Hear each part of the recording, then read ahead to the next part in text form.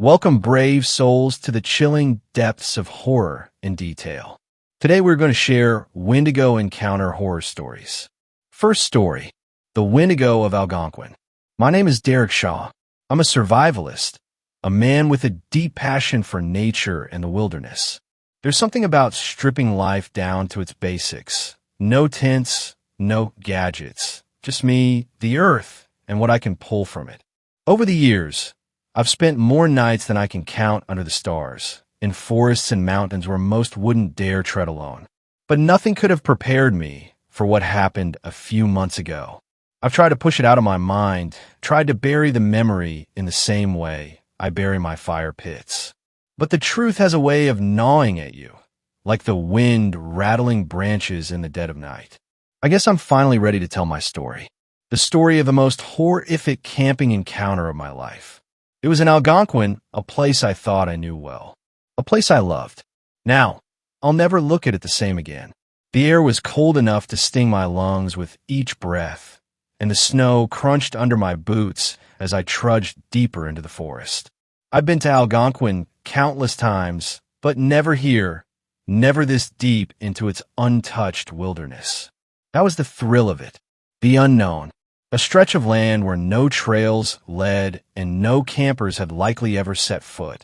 I carried just enough gear to get by. A flint, a small hatchet, a few essentials, but the rest, as always, would come from the land. That's how I did things. The trees grew denser the further I went, their branches sagging under the weight of snow. The landscape was quiet, almost too quiet, except for the occasional crack of a branch or the rustle of the wind whipping through the evergreens. It was that stillness, that isolation, that made my heart race in a way nothing else could. This part of the forest was new to me, untouched and wild. I could feel the excitement building as I scanned the terrain for a suitable campsite. After another hour or so of hiking, I found it. A small clearing nestled between two towering spruces, their branches arching above to form a natural canopy. The ground was blanketed in snow, but beneath it I could make out a rise in the land, an ideal spot for shelter. I dropped my pack and stretched, surveying the space. It was perfect, untouched by human hands. The idea of being the first to camp here, to explore these woods, sent a rush of energy through me.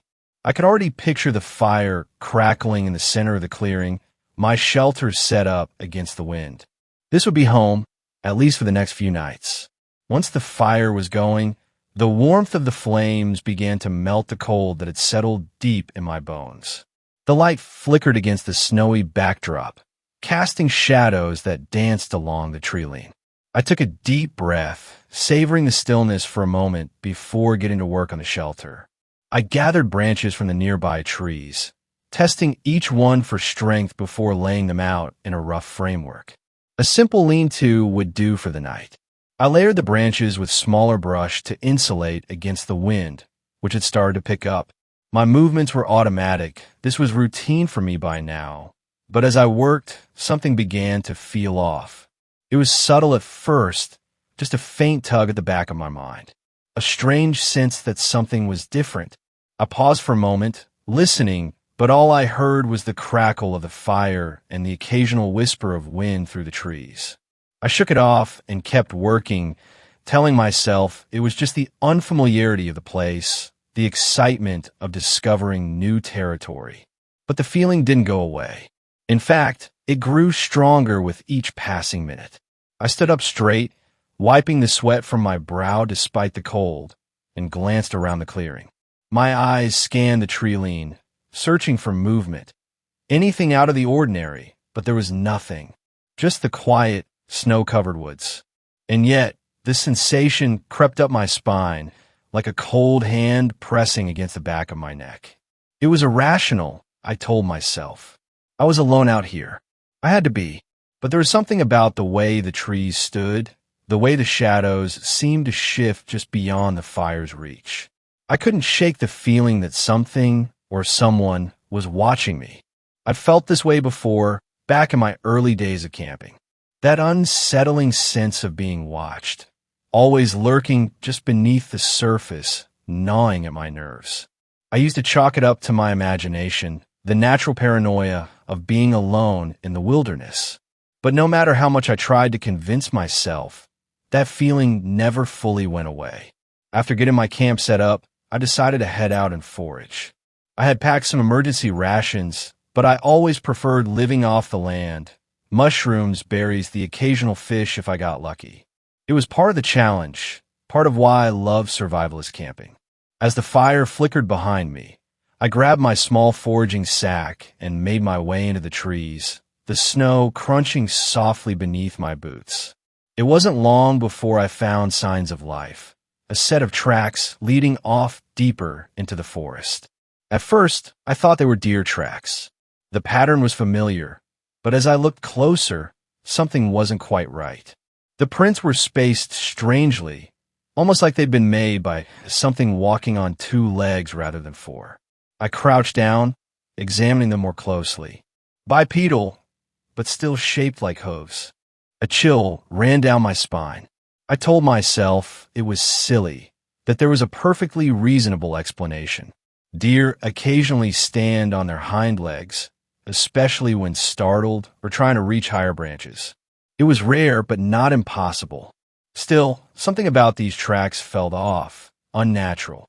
That's when the thought crept into my mind, the legend of the Wendigo. I had heard the stories before, whispered around campfires late at night.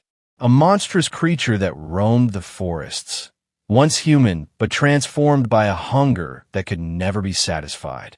I shook my head, pushing the thought aside. It was ridiculous, I told myself. Just a story, a legend meant to spook children. Still, staring at those tracks, I couldn't help but feel the cold fingers of dread tightening around me. I decided to head back to camp, my mind still buzzing with thoughts of those strange tracks. On my way, I came across a fallen log, and there, clustered near its base, I found a patch of velvet-foot mushrooms, small, brown-capped fungi that thrive even in cold weather. I recognized them immediately. They were edible, and their resilience in these conditions always amazed me. Not much, but enough to complement the winter berries I'd gathered earlier. I carefully plucked a few of the mushrooms and made my way back to the camp, relieved to have found something familiar. Once there, I tossed a few more branches onto the fire, stoking the flames back to life. The crackle and warmth steadied me as I prepared a simple meal, grateful that the wilderness could still provide, even in the dead of winter. After eating, I settled into my shelter, letting the fire's warmth wrap around me as I lay back. The quiet of the forest was soothing, and the flicker of the flames lulled me into a sense of calm. Before long, I drifted off to sleep. But sometime deep into the night, something stirred me awake. At first, I thought it was the wind, but there was a rhythm to the noise, a deliberate crunching sound, something moving slowly just outside the camp. My heart raced as I strained to listen, my breath freezing in the cold air. It wasn't the wind. Something was creeping around the perimeter of my camp, each step slow, calculated. Whatever it was close. I gripped my hunting knife tightly, my fingers tense around the handle as I listened. Whatever it was, it sounded large, but its steps were small, deliberate. It wasn't a bear. I'd encountered bears in the wild before, and they made much more noise, especially when trudging through snow. No, this was something else, something quieter, more cautious. As I strained my ears, trying to make sense of the sounds, a strange, foul odor drifted through the air. It was faint at first, but quickly grew stronger. It smelled of decay, like something rotting, foul and unnatural. My stomach turned, and I felt a chill creep over me that had nothing to do with the cold. The fire was dying, its light fading fast. I couldn't let it go out, not with something creeping around out there. Slowly, I reached over and grabbed a few pieces of wood, throwing them onto the embers. Sparks flew up, and the fire flickered back to life, casting long, dancing shadows around the trees. I sat up, listening intently, knife in hand, trying to locate the source of the smell and the sounds. But as the wind picked up, the noises began to fade. It was as if whatever had been circling the camp was walking away, its footsteps growing softer and softer until they disappeared completely into the night. For a long time, I just sat there, my senses on high alert, waiting for the sound to return. But all I heard was the wind rustling through the trees. After what felt like an eternity of silence, I finally let myself relax a little, convincing myself that whatever had been there was gone. The rest of the night passed without incident, and despite the unease gnawing at the back of my mind, I eventually drifted off again. The forest remained quiet, almost peaceful, but that lingering sense of something watching me never truly left. The next morning, with the sun shining through the trees and the fire reduced to glowing embers, the events of the previous night felt distant, like a half-remembered dream. The unsettling sounds, the strange smell, all of it seemed like the product of an overactive mind, stirred up by the isolation.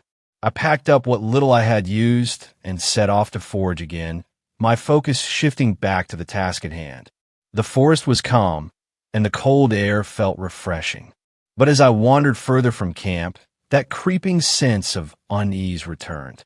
It wasn't anything immediate, no sounds, no movement, just a feeling gnawing at the edge of my awareness. Then I saw them, tracks in the snow. My breath caught in my throat as I crouched down to get a better look. The same hoof tracks from yesterday, the same strange pattern, as though whatever left them was walking on two legs. And they were close, too close. My camp wasn't more than 100 yards away, and these tracks, they circled it. I stood up, trying to shake off the rising dread. This didn't make sense. I had been sure it was just a deer or some animal, but seeing those tracks again, so close to where I'd slept, it was unsettling. My mind raced with possibilities, but I forced myself to stay calm, to keep moving. There was a logical explanation. There had to be. Then, a sharp crack pierced the stillness of the forest. A sound so loud it seemed to echo off the trees. It wasn't the rustling of wind or the snap of a small twig. It was deliberate, heavy, like a large branch snapping under the weight of something. I whipped around, my eyes scanning the dense forest where the sound had come from. For a moment, I thought I saw something. A large, hulking figure just at the edge of the trees, blending into the shadows. My heart pounded in my chest as I squinted, trying to make out any details. But after a few agonizing moments of silence, the figure was gone. Or maybe it had never been there at all. I stood frozen, the tension building in my chest as my mind fought to rationalize what I had seen, or thought I had seen. It had to be my imagination, the shadows playing tricks on me. I hadn't slept well, and the isolation was getting to me. That's all it was. I returned to camp, the strange feeling still clinging to me like a second skin. My mind kept drifting back to those tracks, the heavy snap in the distance, and that brief glimpse of something, if it had been anything at all. I shook it off and focused on gathering wood, deciding to collect more than I needed this time. If nothing else, I wanted the fire to burn strong through the night. As the day dragged on, that sense of being watched never left. It was subtle, like an itch I couldn't scratch, but always there, keeping me on edge. I tried to focus on my tasks, checking the perimeter, stoking the fire, but the unease gnawed at me. When the sun began to sink below the horizon, casting long shadows through the trees, I could feel the tension rising again. Night fell quickly, and soon it was time to settle in. The wind had died down, leaving the forest eerily still. My fire crackled in front of me, the soft glow offering some comfort against the darkness pressing in from all sides. I lay down, pulling my sleeping bag tight around me, trying to relax. The fire was strong, the camp was secure. Everything would be fine. But then, deep into the night, I was jolted awake. A sound. No, a scream. It wasn't close, but it was loud enough to cut through the silence like a blade. A screeching wail, distant but piercing. The kind of sound that doesn't belong in the natural world. My heart leapt into my throat, and goosebumps rippled up my arms and neck. I sat up, the knife back in my hand before I realized it. Every muscle in my body was tense, my ears straining to hear anything else. I had heard animals cry out in the night before, wolves, coyotes, even owls, but this was different. It was a raw, primal sound full of something I couldn't place. Fear, anger, pain. I didn't know. But whatever had made it, I knew one thing for sure. I had never heard anything like it before. It was then that the realization hit me, hard and cold. I was no longer safe. The creature, whatever it was out there. And it was real. The tracks, the strange figure in the shadows, the eerie scream in the night. It had been watching me the whole time, waiting. I didn't know how long it had been lurking, but now, after that scream, I knew one thing for certain. I wasn't alone out here. My mind raced, trying to piece together what to do next. My truck was about 5 miles away, parked near the edge of the trailhead where I had started. 5 miles through dense, dark forest with that thing, whatever it was, out there, stalking me. The thought of escaping, of getting out of these woods, gnawed at me. It was the only thing that made sense, the only chance I had. But then, just as I was starting to gather my thoughts, I heard it. Footsteps. Soft at first, distant but unmistakable. They were slow, deliberate, as if whatever was out there wanted me to hear it coming. My pulse quickened and my grip on the knife tightened. The sound was getting closer, each step crunching in the snow, growing louder with each second. I sat frozen, staring out into the darkness beyond the glow of the fire, but I couldn't see anything. The flames flickered weakly now, casting shadows that danced against the trees. It was close, closer than it had been last night. My breath hitched as I tried to steady myself, but the pounding in my chest drowned out every rational thought. I wasn't ready for this. My instinct screamed to me to run, to get out of the camp and head for the truck, but my legs wouldn't move. Fear rooted me to the spot, and all I could do was listen as the footsteps grew nearer, the air thick with the smell of decay once again. I had to make a decision. Stay and face whatever was out there, or make a break for it into the unknown darkness. Either way, the creature knew where I was. I had to run. There was no more time to think. Whatever that thing wasn't going to stay out there, circling my camp forever. I needed to get to my truck, back to the safety of civilization. The thought of fleeing surged through me like a bolt of adrenaline, but I knew I had to be smart about it, quiet. I didn't want to alert the creature until I had a head start. I moved quickly, my hands shaking as I tried to pack up my gear. My mind raced, trying to figure out the best route back. The forest was a maze in the dark, but the path wasn't entirely invisible. The snow, coupled with the bright moonlight, reflected enough that I could see through the trees, even if only barely. It was dangerous, but at this point, it didn't matter. I'd rather be lost out there than trapped with whatever was stalking me. I grabbed my bag and slung it over my shoulder, keeping my knife gripped tightly in my hand. The weight of the blade was reassuring, even though I wasn't sure it would do me any good. With one last glance at the dying fire, I stepped away from the camp, moving quickly but as quietly as I could. As soon as I was out of the small clearing, the sound returned. The footsteps. They were behind me again, deliberate and slow, like the thing was pacing itself, just enough to keep up but not enough to attack. My heart pounded in my chest, the sound of it so loud in my ears that it drowned out everything else. I couldn't hear the wind or the crackle of snow under my boots, just my own heartbeat, thundering in my ears like a drum. I walked faster, trying not to break into a full run. Running would make too much noise. I needed to stay calm, but every fiber of my being was screaming at me to sprint, to flee into the darkness as fast as I could. I could feel it just beyond the trees, watching, waiting. I didn't look back. I couldn't. The footsteps were growing louder, keeping pace with me, as if it knew I was trying to escape. I clutched the knife tighter, my knuckles turning white. I had no idea how far I'd gone, or if I was even heading in the right direction. After what felt like an eternity of weaving through the dark forest, the trees finally began to thin out, and suddenly I stumbled onto the familiar main trail. Relief washed over me for a moment. This was the path that would take me back to my truck. I knew I had to head left, just a few miles to go, and I'd be safe. My legs burned from the cold and the tension, but I forced myself to keep moving, heart still racing in my chest. Then it happened. A scream, louder and more terrifying than the one I had heard earlier, shattered the silence. It wasn't just a sound.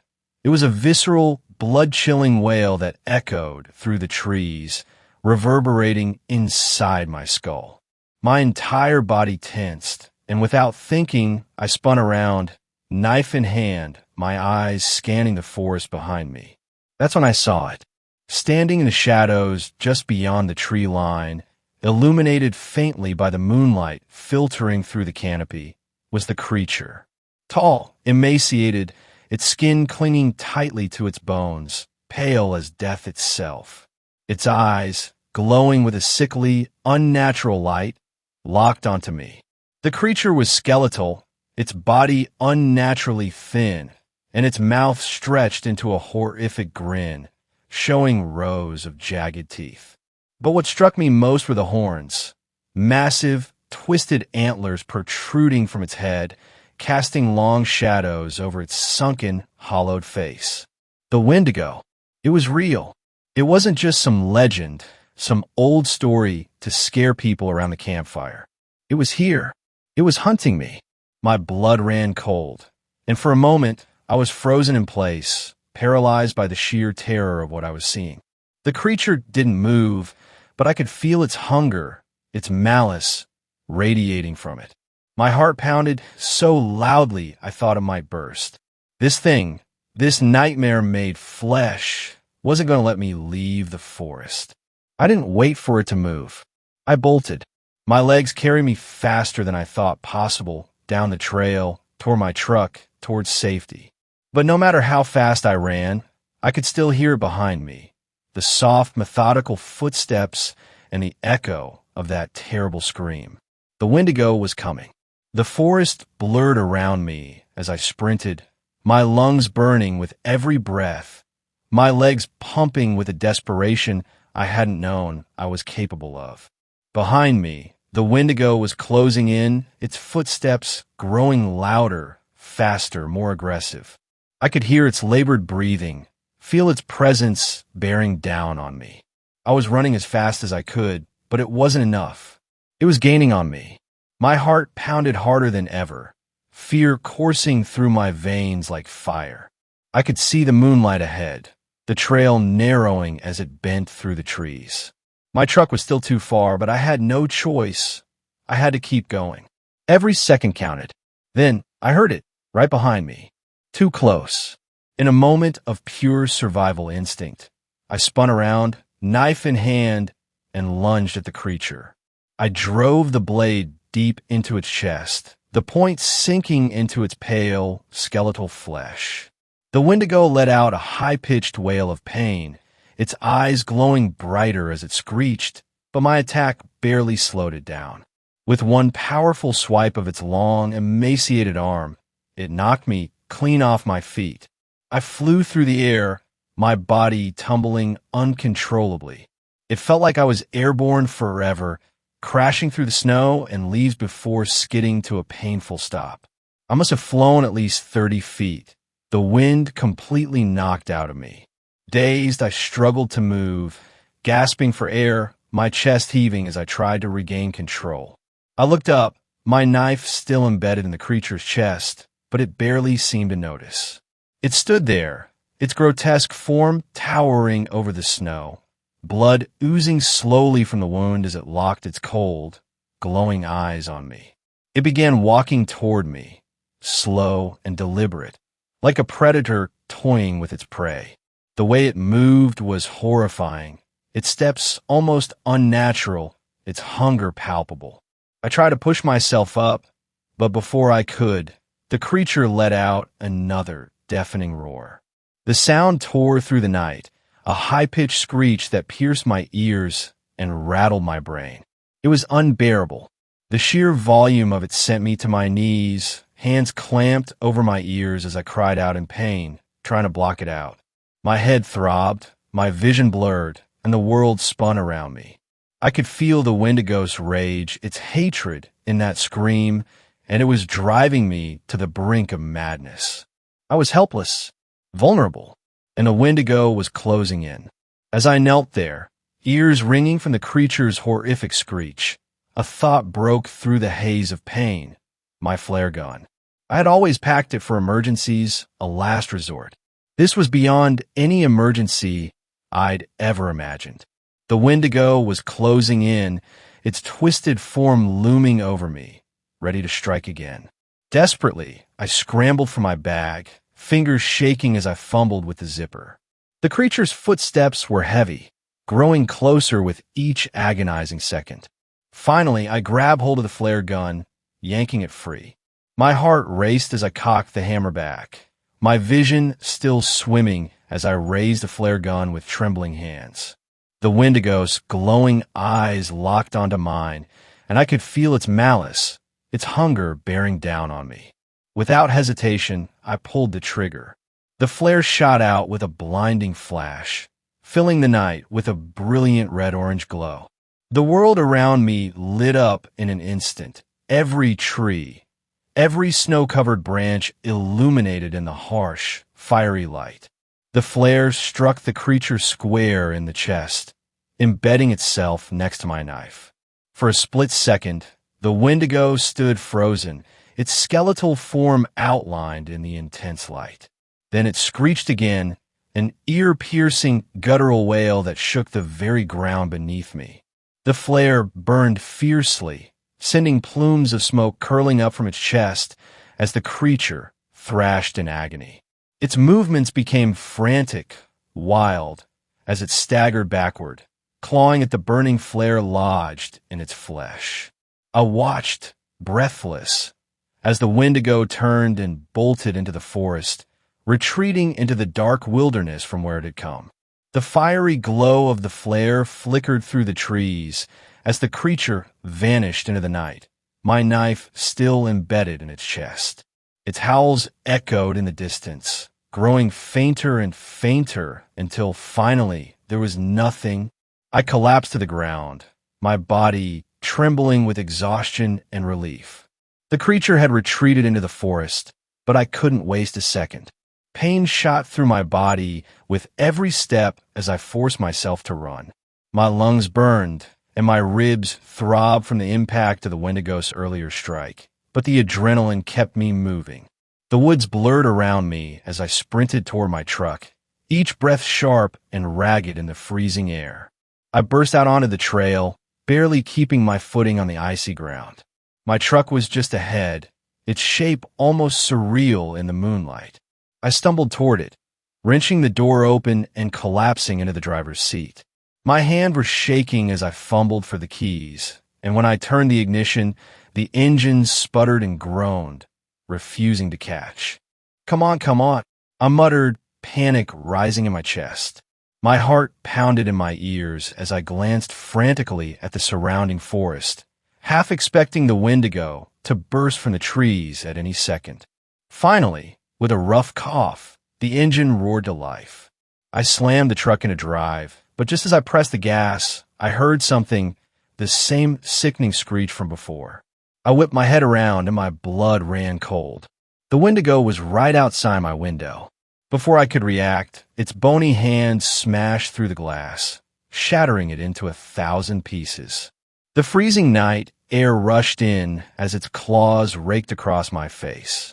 The pain was immediate and excruciating, a burning sting that cut deep into my skin. It was like its touch carried fire, searing my flesh. I screamed in agonizing pain. For a moment, I thought it had me, its long fingers digging into my flesh, but I hit the gas, the tires spinning in the snow, before catching.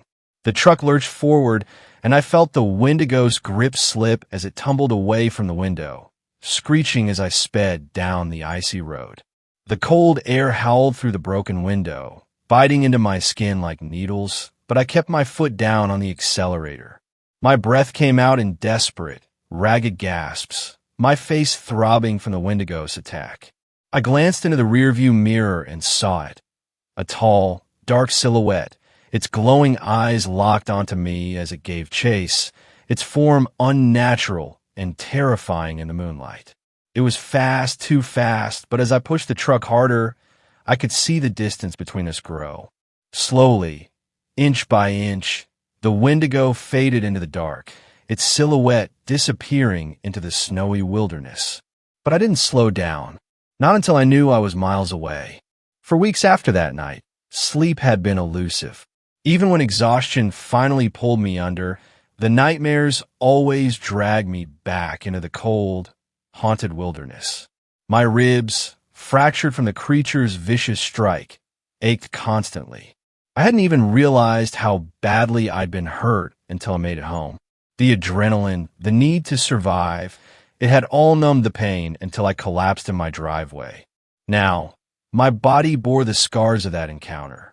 3 long, jagged lines across my face, a permanent reminder of the Wendigo's claws.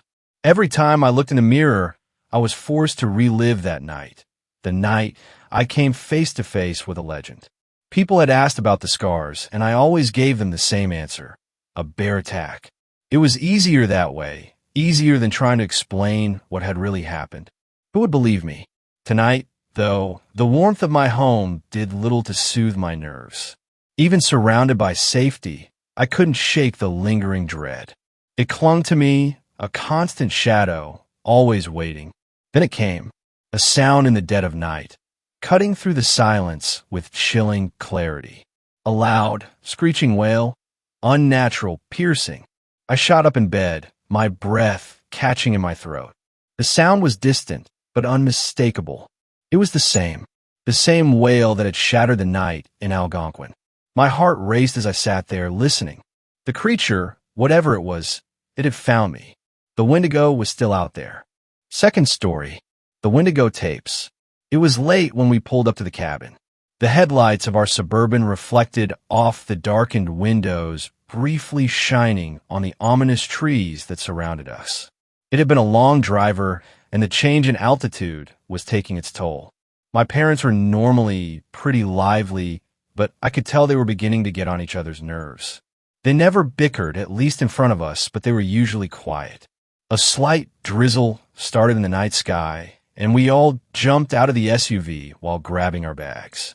Dad went straight for the cabin, while we quickly made our way behind him. Inside, the new cabin was picture perfect, just like the AD said on Airbnb.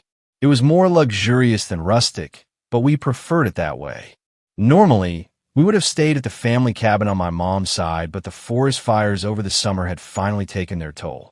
We were disappointed, but it was only a matter of time, and we knew that however this didn't help with our adjusting to the new place we were renting.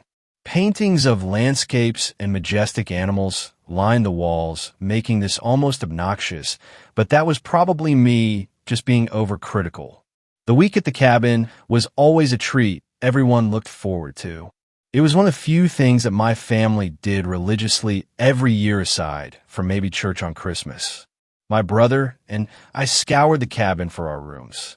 I ended up taking the loft, which sat in the nook of the A-frame that looked down into the rest of the cabin. Updated carpet, as well as log-styled furniture, filled the room. In the corner was a dated TV with one of those VCRs built in, but nothing else around it. The walls were designed like logs. The roof angled somewhat sharply, and facing out the rear was a large window.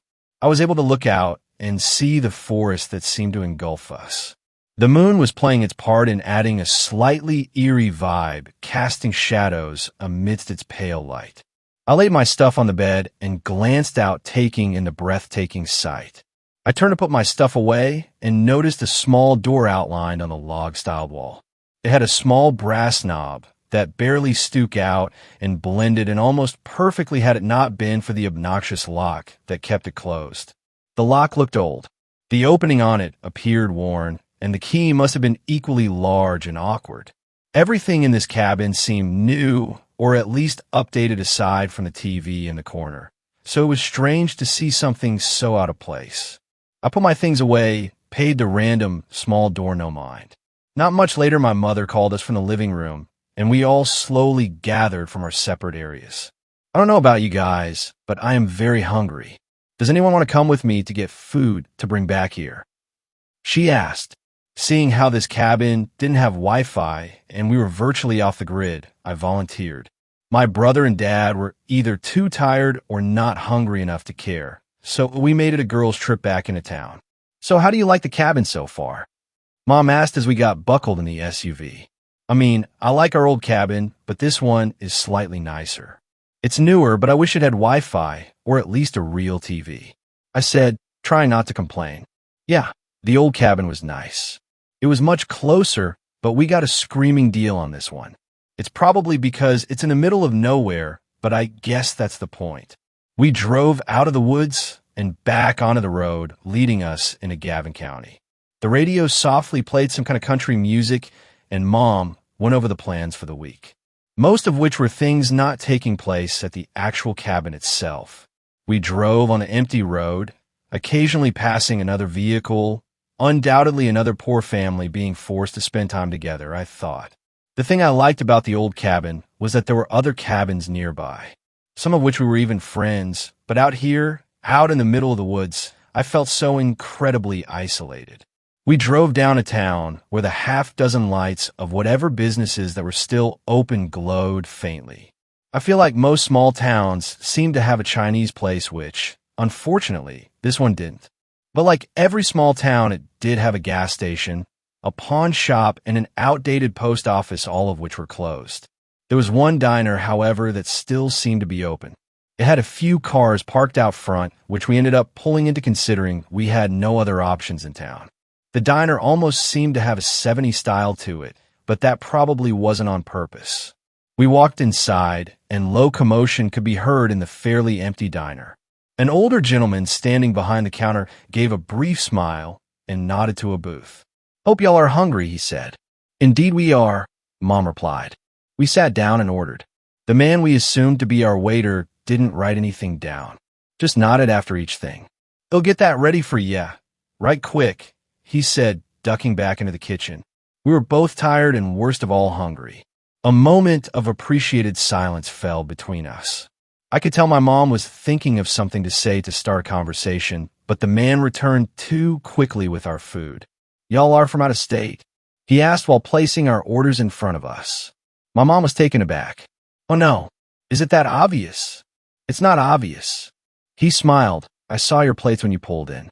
So what brings you here?" My mom laughed. "We were just getting away from it all. Our family cabin burnt down last summer, so we decided to try something different." "That's too bad," he said. The man turned to leave before my mom awkwardly asked, "Any fun hikes here in town?"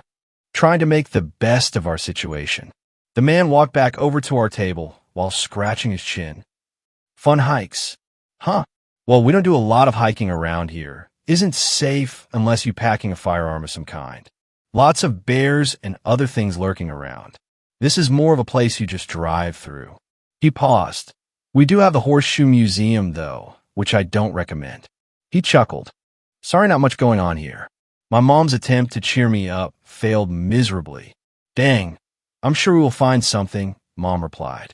"I hope you find it before it finds you," the man said before dipping away to the kitchen. "Why are old people so creepy?" I whispered. "Oh, he was just having fun with us tourists. Plus, that's how old people talk." We ate our meal, and the man came by once or twice to fill our drinks. Both times he was silent, just smiled. We paid our bill and walked out to the SUV. The drive back to the cabin was no less eerie than the first time. The dark trees lined both sides of the road, begging the question what else lurked inside. We made it back to the cabin around midnight. Tom had gotten away from us. My dad and brother had gone to bed, but I could still hear noise coming from Eric's room. He was probably playing on his Switch or something. I went upstairs to the loft and got ready for bed. The loft was nice, but there weren't any blinds on the large window. It wasn't so much an issue because who would have seen me, but it was weird being able to look out into the vast woods, unsure of what was looking back. The next morning, I woke to the warm sun slowly rising through the trees. It was earlier than what time I would have normally gotten up, but the light slowly creeping and made it impossible to go back to bed. I went downstairs to the kitchen to find my brother already awake.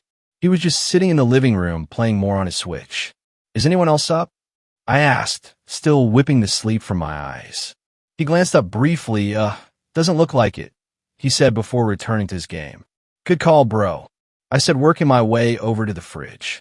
At the old family cabin, we normally kept the fridge stocked, but at this one it had slipped our minds to bring food. The fridge was empty. I wasn't starving, but I would need to get food soon. We'll just wait for Mom and Dad to get up, I thought. In the meantime, I racked my brain on what to do. I went back upstairs and got dressed for a hike. I wasn't an outdoorsy girl by any means, but I did love a good walk. The sun and all its glory was peering in stronger now. I went downstairs and outside. The morning air was brisk but fresh with the smell of damp leaves. The cabin's exterior was neatly landscaped. A stone path led around to the back, which I slowly went on as I stretched. Around back was more of the same. Stones were placed neatly guiding me to the woods, undoubtedly leading me to a trail. I followed the stone path out into the woods, and the neatly placed stones eventually stopped at a basic dirt path, one much less cared for. A quick 20-minute walk couldn't hurt. I always had a rule that the second I couldn't see a path, I would stop and turn around. No sense in getting lost in woods I was unfamiliar with. Plus, knowing my brother, he would probably forget to tell my parents I went for a walk. I walked a good 5 minutes when I remembered the conversation from last night. The old man at the diner recommended I have a gun when going into the woods. I stopped in my tracks. "Oh, that's right," I sighed, totally unprepared if something were to happen. But then I remembered what my mom said. He was just giving us tourists a hard time. I debated briefly before continuing my hike. I continued my walking for another 20 minutes or so. Not only did the trail eventually end, but at the end of it was a weird sight. It was barely visible, but sitting just off to the left of the trail, down a little ways, appeared to be an old concrete structure. I like to discover things, sure, but I also knew better than to investigate a strange building out in the middle of the woods, at least by myself. Had Eric ever stopped playing Zelda, or I had one of my parents, I would have peeked inside, but being a young girl alone in the woods, no chance. That was until I noticed how dilapidated it was. I could almost see all of it from the outside. It was more of a frame of a large shed than anything. There wouldn't be much to investigate, as it looked more dangerous from a structural standpoint rather than some villainous hideout. The unassuming structure spoke to me, drawing me in like a wounded puppy needing attention. I stepped off the path. I could take a quick peek, I guess, I thought to myself. The hollow shed was only just a few hundred feet away from the trail. I would have to be severely disoriented to not find it again. The odds of the menacing bears that lurked in the woods were staying inside were incredibly small. A concrete frame stood, mostly eroded, and whatever remnants of the roof had been removed a long time ago, if ever existing at all. There were window frames, but no glass. As I got closer, I noticed a very strange sight, more so that the shed itself. Hanging on a rusted nail, just outside the doorway, was a large key. But to add to the mystery of this key was the weirdest thing dangling off of a chain connected to it. The best way to describe it was that it appeared to be a rabbit's foot, but the trinket didn't have any fur. The nasty-looking bone protruded out of one end and came to a point much like that of a talon or a claw. I didn't have a reason, but I picked up the key. Its weight was rather impressive for such a small item. I try not to touch the gross-looking keychain on the other end. I was going to put it back, but something caught my eye. Inside the concrete frame in the center of the floor was a metal hatch. The hatch itself was rusted and looked incredibly heavy. To my dismay, it was open and sat back at about 160 degrees, not quite touching the other side. I froze in horror. Two things immediately came to realization as I saw drag marks leading down and into the hatch, but also scratch marks on the inside portion of the hatch. I knew immediately that this wasn't a place I should be. Something incredible sinister was taking place here, but I couldn't be sure what it was. Not the slightest spark of courage or curiosity came forth. If anything, I was repelled by the sight. That was enough for today. The shock of seeing the strange bunker and insidious signs of foul play. I slipped the key into my pocket and backpedaled away from the concrete structure. I didn't want to take my eyes off the hatch for fear of whatever lurked beneath sprung forth and dragging me down into the endless abyss below. I quickly found the trail, my nerves slowly calming down the further I got away from the cryptic hatch. I made my way back to the cabin. My mind wondered what mysteries were held beneath the metal hatch. A makeshift meth lab, a well, a bunker someone tried to build and deserted halfway through. My hunger was getting the better of me. My parents had better have been awake by now. It didn't take long for the cabin to slowly come back into view. I could see my room, aka the loft, a good distance away.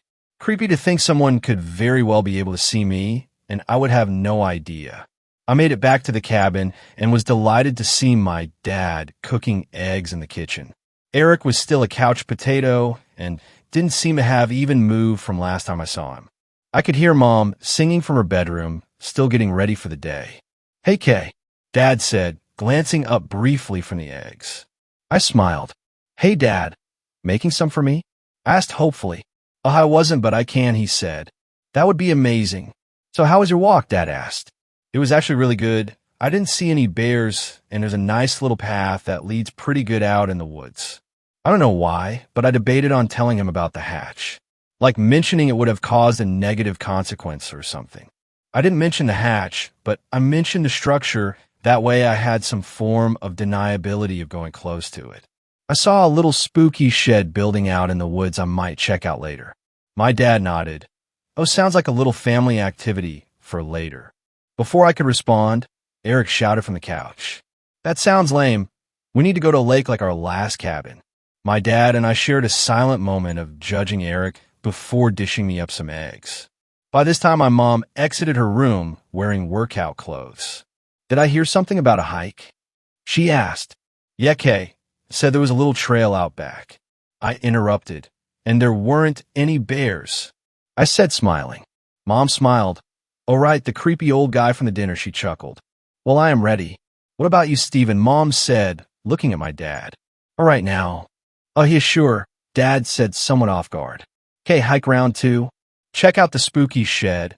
I glanced up from my eggs mid-chew. "You know, cool parents only hike it is. See you guys in a bit." My parents left the cabin, and I finished breakfast before heading upstairs. I could see my parents through the window outside as they ventured deeper into the woods. The hike I went on didn't result in any sweat, so I stayed in my workout clothes. Out of the corner of my eye, the large out-of-place padlock caught my attention. I turned my head slightly and saw the outline of the door that blended in so well. Weird. I looked at the lock for a brief moment before an idea slowly came into my mind. It took me longer than it should have, but I finally realized that the lock looked to be of the same material as the skeleton key I found earlier out in the woods. I pulled the key from my pocket and felt the weight of the cold metal. The grotesque key chain dangled lifelessly, causing my skins to crawl. Ugh, I have to get rid of that. I walked over to the door and knelt down. I didn't even have the key in the lock before my heart began to race. It was as if I knew this would work. I inserted the key with odd smoothness and gave a twist. A heavy click could be heard, and to my satisfaction, the lock clicked open. "Whoa," I whispered. I pulled hard on the door, which caught on part of the carpet. It was clear that whoever renovated this place didn't plan on anyone opening this door. I pulled harder, pushing my foot against the wall for more leverage, but the door only opened a few inches. Damn, the hard part of finding the key was done. I just had to open the damn thing. I pulled harder, but was only rewarded with a slight opening of a couple inches. I peered inside what little I could open, but was disappointed in not having a clear view. I stuck my arm inside, reaching around for anything, and to my surprise, I felt an open cardboard box. It was heavy, but I pulled it towards the door. I couldn't pull the box through the door, but once I pulled it closer, I was able to reach inside. I started pulling random objects out of the box and through the small door. To my surprise, I started pulling videotapes that were old and had written labels on them. Some of the labels had titles or dates, much like any home movie a family would have made. All of the titles seemed inconspicuous, like Family Vacation 1 or Grandma and Grandpa Visit. I fished around more and ended up finding about 9 tapes in total. The tapes that had the dates told me these must have been filmed decades ago, sometime in the early 80s. Seeing how I was bored out of my mind, I picked up the tapes and took them over to the old TV that sat in the corner of the loft. I was fully expecting to be disappointed in that the TV was probably not going to work, but when I pressed the power button, the TV gave off a loud buzz as the screen slowly began to illuminate. I inserted the tape that was titled Family Vacation 1 into the TV as the screen continued to warm up, but the tape was halfway through the film and needed to be rewind. I got distracted and was content with watching where the tape was at. On the screen was a clearly dated timeline, which seemed to take place in a small town. It was mainly just scenes of people walking around. After a few frames in, the cameraman seemed to focus on a family walking around what I assumed was Gavin County at the time, as they went about their normal day of vacation. It didn't strike me odd at first, as the scenes depicted a happy family eating in a restaurant and walking through town. However, all of these seemed to be at a distance. It wasn't until the family got into a red station wagon and drove away that I realized that whoever was filming wasn't with them. The scene cut quickly, and now the grainy TV was showing me a wooden landscape as the person filming was driving now. This only lasted for a few seconds before it quickly changed again. Now it showed a first-person perspective of someone walking in the woods, but they didn't seem to be on any type of trail. I wasn't sure at this point if these images were connected in any way. They just seemed random. That was until the last scene of the tape finally showed a cabin a good ways off, one much more dated and older than this one. However, I noticed something that made me uncomfortable. Parked out front of the cabin was a bright red station wagon. One I assumed was the same one the family had gotten into earlier. The tape ended and a black screen filled the TV before automatically rewinding itself. I put in a second tape that was only titled with a date. This one had been rewind, unlike the first. This one took place in a city. It was nighttime. Skyscrapers could be seen illuminated, and a handful of pedestrians went about their own way. The scenes in this video didn't last very long, as they only lasted for a few seconds, most of which were just empty buildings or parking garages. Some scenes had either a person or two, but it was clear that they didn't know they were being filmed. This tape only seemed to last no longer than 5 minutes, but that's all it was. Just eerie scenes of people unaware they were being watched in empty locations. I grabbed a third tape, this one titled My First Friend. I inserted the tape, and an image of an old house appeared on the screen. The house seemed run down, sitting out in an unkempt field of some kind. It was bright out. Again, the perspective was first person. So far in all of these tapes, I didn't get to see who was filming. This tape was one continuous shot. The person slowly approached the home, which was clear that it was abandoned. The front door had been boarded up.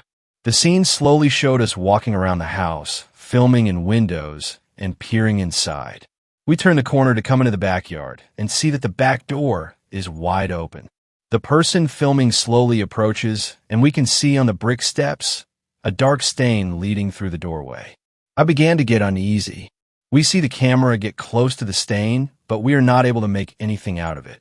It then goes back to the first person, and we are led inside. Despite the home being abandoned, there is still furniture and appliances inside. However, it is completely destroyed and clear that someone or some type of animal had once made this their home. Trash and leaves were scattered about the home. The stain could still be seen in some shots, and crying began to be heard from inside. The cameraman finally follows the stain, which leads to an open doorway. He pauses as the cries get louder. He then peers inside the doorway to see a set of stairs leading down into a dark basement. He takes a single step before the scene abruptly ends. What the hell were these tapes? I ejected the tape and set it with all the others. I made sure to lay them all out so I could see all of their labels. I saw a tape that was titled Family Vacation 2, which I assumed to be a continuation of the first tape. I hesitated. I wasn't sure what I was about to watch. My mind raced as I could only assume the worst. I found myself becoming more and more uneasy, but I inserted the tape anyway. The scene started with a morbid image of a dead deer on the side of the road. Its body was bloated, and clearly it had been impacted by a vehicle moving at high speeds. A stick could be seen briefly, poking at its dead body before the scene changed. It was more driving, but it was dark out. I could barely make out the silhouette of trees in the dim headlight of the cameraman's car. He pulled over on the side of the road, and the scene ended. The screen went black, but I could hear sounds of something being dragged through the woods. This was the first time I heard the cameraman speak. He swore softly as he grunted while doing something laborious off-screen. A light could be seen as the scene changed. We were outside of a cabin from earlier, but not terribly far away. The light inside reveals the family from earlier, but enjoying their evening oblivious that this person was filming outside. They seemed to be laughing or talking as we sat quietly in the darkness. This went on for a while as we just sat still and watched. Finally, the lights from inside go off, and the dragging sound continues. We hear something being dragged onto what sounded like wooden boards before the scene changes abruptly. It's morning time, and we see the front of the cabin. We are behind the red station wagon and see the dead deer from earlier on the porch laying in front of the door before the tape ends. It had seemed that each tape I put in, it got more and more disturbing, more unsettling. I grabbed another tape, but I could only imagine the worst. It was titled Dinner with Friend. This tape was at the end of the recording, so I had to rewind to the beginning. This took a few moments as the screen was blue, slowly blinking rewind, as a whirring sound could be heard within. I was fixated on the screen, completely obsessed with this stash of nostalgic morbid tapes. The screen immediately displayed an image of a woman gagged and bloodied. She was staring directly in front of the camera, sobbing. She was in some kind of dark room with a very dull flashlight shined right on her face. "Oh my gosh," I whispered, putting my hand over my mouth. The camera slowly steps away, revealing her leg was chained to a concrete wall. "I want you to meet my friend," a soft, masculine voice said from behind the camera. "Maybe we can all be friends?" The camera then turned and pointed to the other side of the room, revealing a large, unfinished basement, but one you wouldn't find in a house more like some kind of abandoned building. Several concrete pillars stood, and the man shined his light in between as if he was expecting something to come out of the darkness. You couldn't see the other end of the basement, but I was beginning to fear that the cameraman was the least of this poor woman's problems. You could hear the chain behind the cameraman move slightly, the woman's soft sobs continuing. "Richard," the man cooed, as if trying to coax out a pet from underneath a couch gently. The man began to chuckle. I don't know if that's his real name, but I like to think that's what I'd like to be called. He doesn't like to talk. The light continued to scan in the dark before resting on a pale figure that could be seen briefly poking its head out from behind the pillar. The figure was at a distance, and the viewer was not able to get a good look, plus camera quality was incredibly poor. Just pixels of what I assumed to be something terrible. The woman, despite being gagged, began to scream terrified, muffled cries. She clearly didn't like what she saw. The man began to backpedal, clearly worried. "There he is," he whispered. "There's Richard. You get to meet him." The woman continued to scream while trying to follow the cameraman, who was clearly distancing himself before the chain had reached its end. The man filming continued to back up, leaving the woman in between himself and the pale figure lurking in the darkness. The frame then held still as the woman pulled on the chain frantically. The beam of the flashlight would occasionally shine on her, and then behind her, as I expected to see something come from the darkness. To my absolute horror, I saw why the woman was so frantic. Slowly approaching from the darkness appeared to be something tall. It was hard to make out details at first since the lens was not focused on him. I could tell by the pale outline that whatever this thing was not wearing any clothes, and it most certainly wasn't human. The creature slowly came into view, revealing a horrifying face. Skin pulled tight over sharp and ragged bones. Eyes sunk deep into its head, and teeth seemed to spill out of its mouth as it appeared to be smiling. Long arms reached forwards, grabbing hold of the chain with clawed hands, and began to slowly pull the woman towards him. The woman tried to pull back, but it was useless. "Shhhh," the man hushed. "Don't scare him. It will only make it worse." This only made the woman panic more. The woman slowly got pulled away, and I hoped to God that the tape would end like the others, but it didn't. The creature grabbed hold of the woman's arm and pulled it effortlessly off of her body. Blood spewed violently as the creature dropped her and began to take large bites of the removed limb, but it then did something that shocked me. Something even more than this horrible nightmare that came to life before me. It then held out the limb to the woman as she flailed on the ground in pain and stared at her. It extended its hand towards her face and sliced off the gag and held her flesh towards her face. "Eat it," the man whispered. "He wants to share with you." The cameraman then slowly inched forward as he tried to get a good shot of what was happening when the scene ended. I tried to mentally digest what I just saw. I couldn't believe it. I had easily just witnessed the worst thing I had ever seen. Why the hell were these tapes here, and who made them? I got up and removed myself from the tapes and went downstairs. I had to tell my parents. I had to tell them what I found and turn these tapes into the police. Eric had made his way over to the kitchen and was eating a snack, his Switch charging next to him. "Where's Mom and Dad?" I asked, somewhat on edge. He glanced in my direction, but didn't look at me. "Good question, Still on that hike, I guess." I checked the time. I had easily just watched an hour of who knows what. There's no way that they were still on that trail. Maybe they found another trail, or went into town without telling us, I thought. I checked outside, and the SUV was still parked out front. I then remembered the hatch. I just prayed that they didn't do anything stupid, that they had enough common sense to leave the mysterious hatch alone, but things weren't adding up. I waited for them for another hour, but they never showed up. It was now late in the afternoon. It was going to get dark soon. I took the keys to the SUV and made my way over to the front door. "Eric, you should probably come with me. I'm going to head into town and, get ice cream. You want to come?" I had to lie.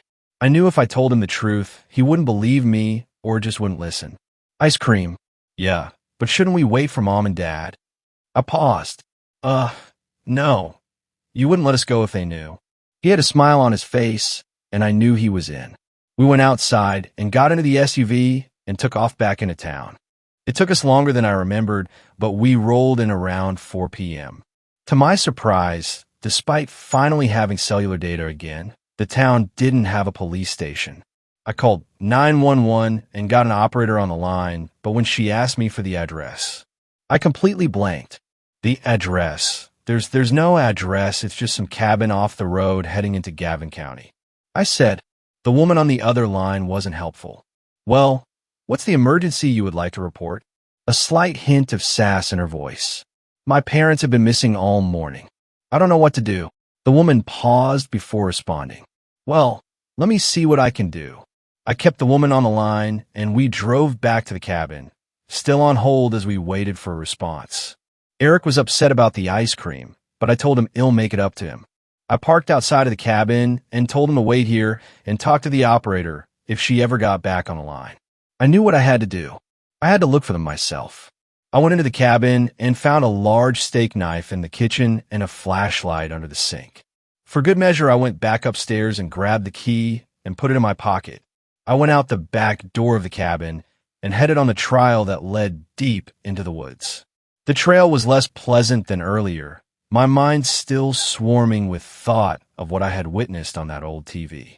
I just hoped that my parents gotten lost or something incredibly harmless happened, but it was so unlike them to just run off like this. I approached the end of the trail and peered down to the structure where the hatch was. I walked down slowly, unsure of what I was about to do. To my surprise, as I walked closer, I saw that the hatch from earlier was no longer open, but had been closed. The hatch had a similar lock on it, like the one the closet had inside. I felt around and retrieved the key from my pocket. The long, gross trinket still attached. I inserted the key and twisted. The lock gave much more resistance this time, but eventually clicked open. I lifted the heavy hatch, which required most of my strength, and peered inside. Below was an old ladder that descended about 15 feet or so. At the bottom, I could see a concrete floor that had leaves and dirt scattered about. "Mom, Dad," I called. No answer. I shined my light down. I guided the flashlight in hopes of seeing anything to better explain what this place was, but nothing. "This is so stupid," I whispered as I lowered myself down the hatch and onto the ladder. Once at the bottom of the ladder, a smell of mold mixed with something foul and offensive struck my nose. It was overwhelming. It took me a moment to catch my breath and focus at the task at hand. Once at the bottom of the ladder, I saw that I was now in a much bigger room than what I initially thought I was going to be in. Cement floors and walls extended in the other direction, making me unsure of what lurked beyond in the dark. I shuffled slowly in, stepping further and further away from the light that came in from the open hatch. My heart was already racing when I heard a sound that made me regret everything. The sounds of tearing and breaking of bones could be heard not too far off into the darkness. I stopped and turned off my light, in fear that I just made myself known to whatever was down here. Before I could turn, a hand grabbed my mouth and pulled me away. I swung the knife hard behind me in the direction of the hand, but I missed. I tried to scream, but the hand muffled my mouth. I got ready to stab when I heard the whisper of a familiar voice. "Okay, you have to be quiet," my mom said, in a hushed and worried tone. She slowly released me, and I calmed down. I felt a mixture of emotions, but aside from the overwhelming dread, I was relieved.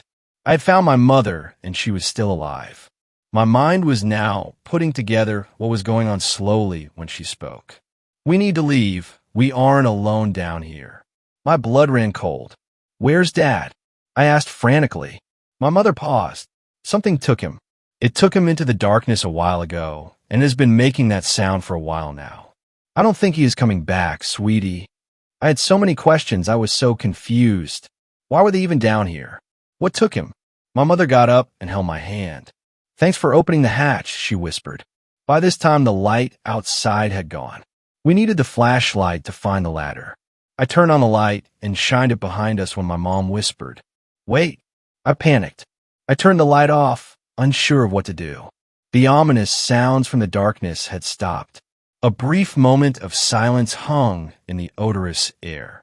Whatever was down here with us was trying to listen, trying to locate us. I felt myself bolting backwards as my mother began to pull me to the ladder. Cries erupted behind us, sending waves of terror through my body. We didn't have to go far, but we both had to climb, and quickly. My mother went first, but quickly went up, and I followed impatiently. I could hear it coming for us. My mother cleared the ladder and reached down to pull me up. "Oh my gosh," she cried as she could see it behind me. I climbed like my life depended on it. Mom reached down and lifted me up. I grabbed the hatch and slammed it down, but something obstructed it. I felt resistance pushing against it as I pushed down hard on the heavy hatch. A pale hand clawed at us, trying to grab hold of us to drag us down. My mother and I put all our weight on the heavy metal, knowing if we failed we were both dead.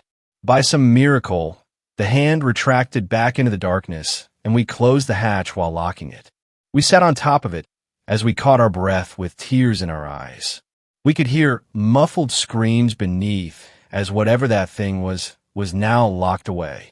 It was nighttime now. Our long walk back to the cabin was one of sadness and relief. Third story, the hunt for a Wendigo. Ever since I found out about Wendigos, I've been obsessed with them. They're mythical creatures that are rooted in the Algonquin-based Native American folklore. They have heightened senses, they're extremely fast, unnaturally large, and strong. These are all advantages that help them stalk their prey. I'm so intrigued by them because no one knows if they actually exist. I've spent hours researching about them. I know pretty much everything about them.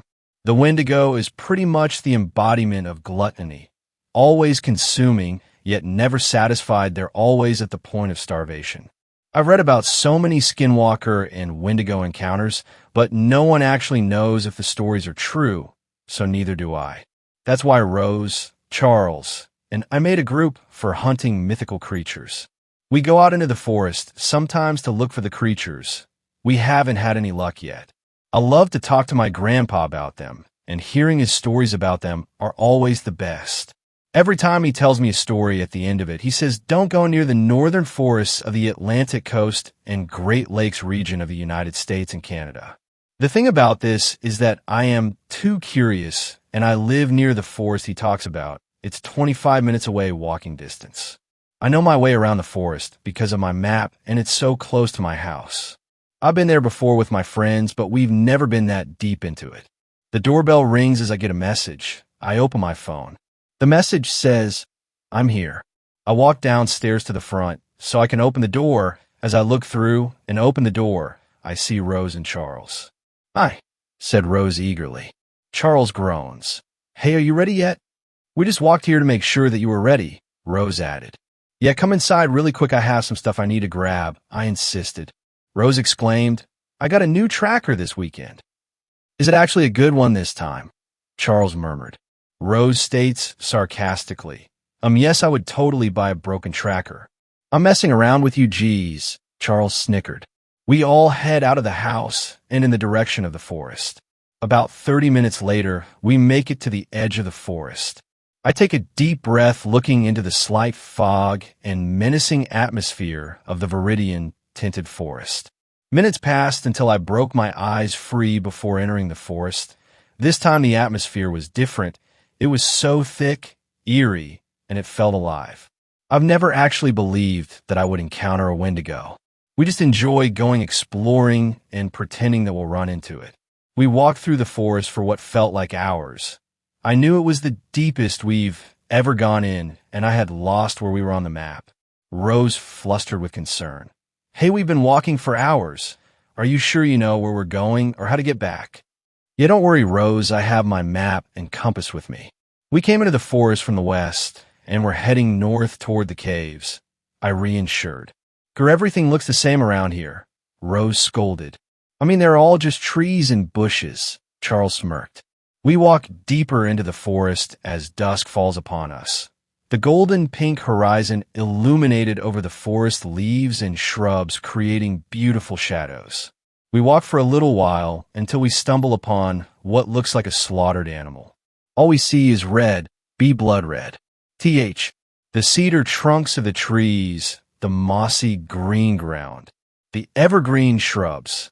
Those colors were no longer vibrant greens, only objects doused in blood. I can't believe my eyes. There was no words, just silence. I couldn't tear my eyes from this gruesome, mutilated mess of whatever it was. Could an animal really do something like this? I questioned if we were alone in these woods. Minutes passed with terror in our bones, dead silence, no animals in sight. Not a single sound carried through the forest as the sun falls behind the horizon, until I hear a few branches breaking from in front of the bloodbath. I look ahead of the mess into the darkness, only to see two bright, frosty-colored eyes peering into my soul from within the obsidian-shaded forest. More branches break through the forest ahead of us, approaching closer, slowly stalking us in the darkness.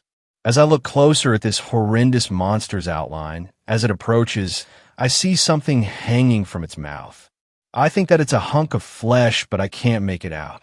I fix my gaze towards its hand, and I'm instantly filled with terror. I knew what this was. I see a hunk of flesh in its mouth. Its unnaturally long and bony fingers are gripping onto a human head. It was the thing I've been looking for. I can't believe it. I never thought I would actually run across one of them. That face, the abnormally large body with skin stretched across all of its bones. I knew right then, and there I had to run. I had to run for my life. It was now or never. Rose squealed as she realized what was in the forest with us. I turned around as fast as I could. My friends and I started running for our lives. Shortly after, I could hear it intently chasing after us. Branches snapping behind us as we run with no direction. The Wendigo lets out an inhumanly screech. My heart is pounding as we all hide, hoping the creature doesn't find us. We're all so exhausted and out of breath, yet try not to move or make a sound. We listen closely as we hear cracking of twigs inching closer to our vicinity. That's when I heard the most eerie sound in my life. Not too far into the woods, I heard a soft voice of a little girl asking for help. "Help! Please! Someone come help me!" pleaded the small girl. It can mimic voices. What is this? I mean, there can't be a little girl out here this deep in the forest all by herself, right?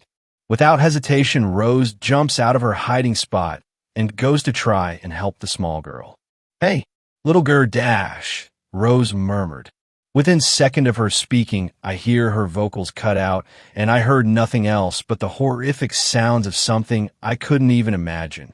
I look out from my hiding spot to see Rose completely mangled and her blood all over the soil. I couldn't believe it. Why did she do that? She knew it was after us. I can't help but stare at my friend is just gone like that, and I couldn't even help her. I'm so sorry, Rose. We should have never come here. I brought you here, and I never should have done that. Hey guys, you can come out now. It's safe. The monster ran away.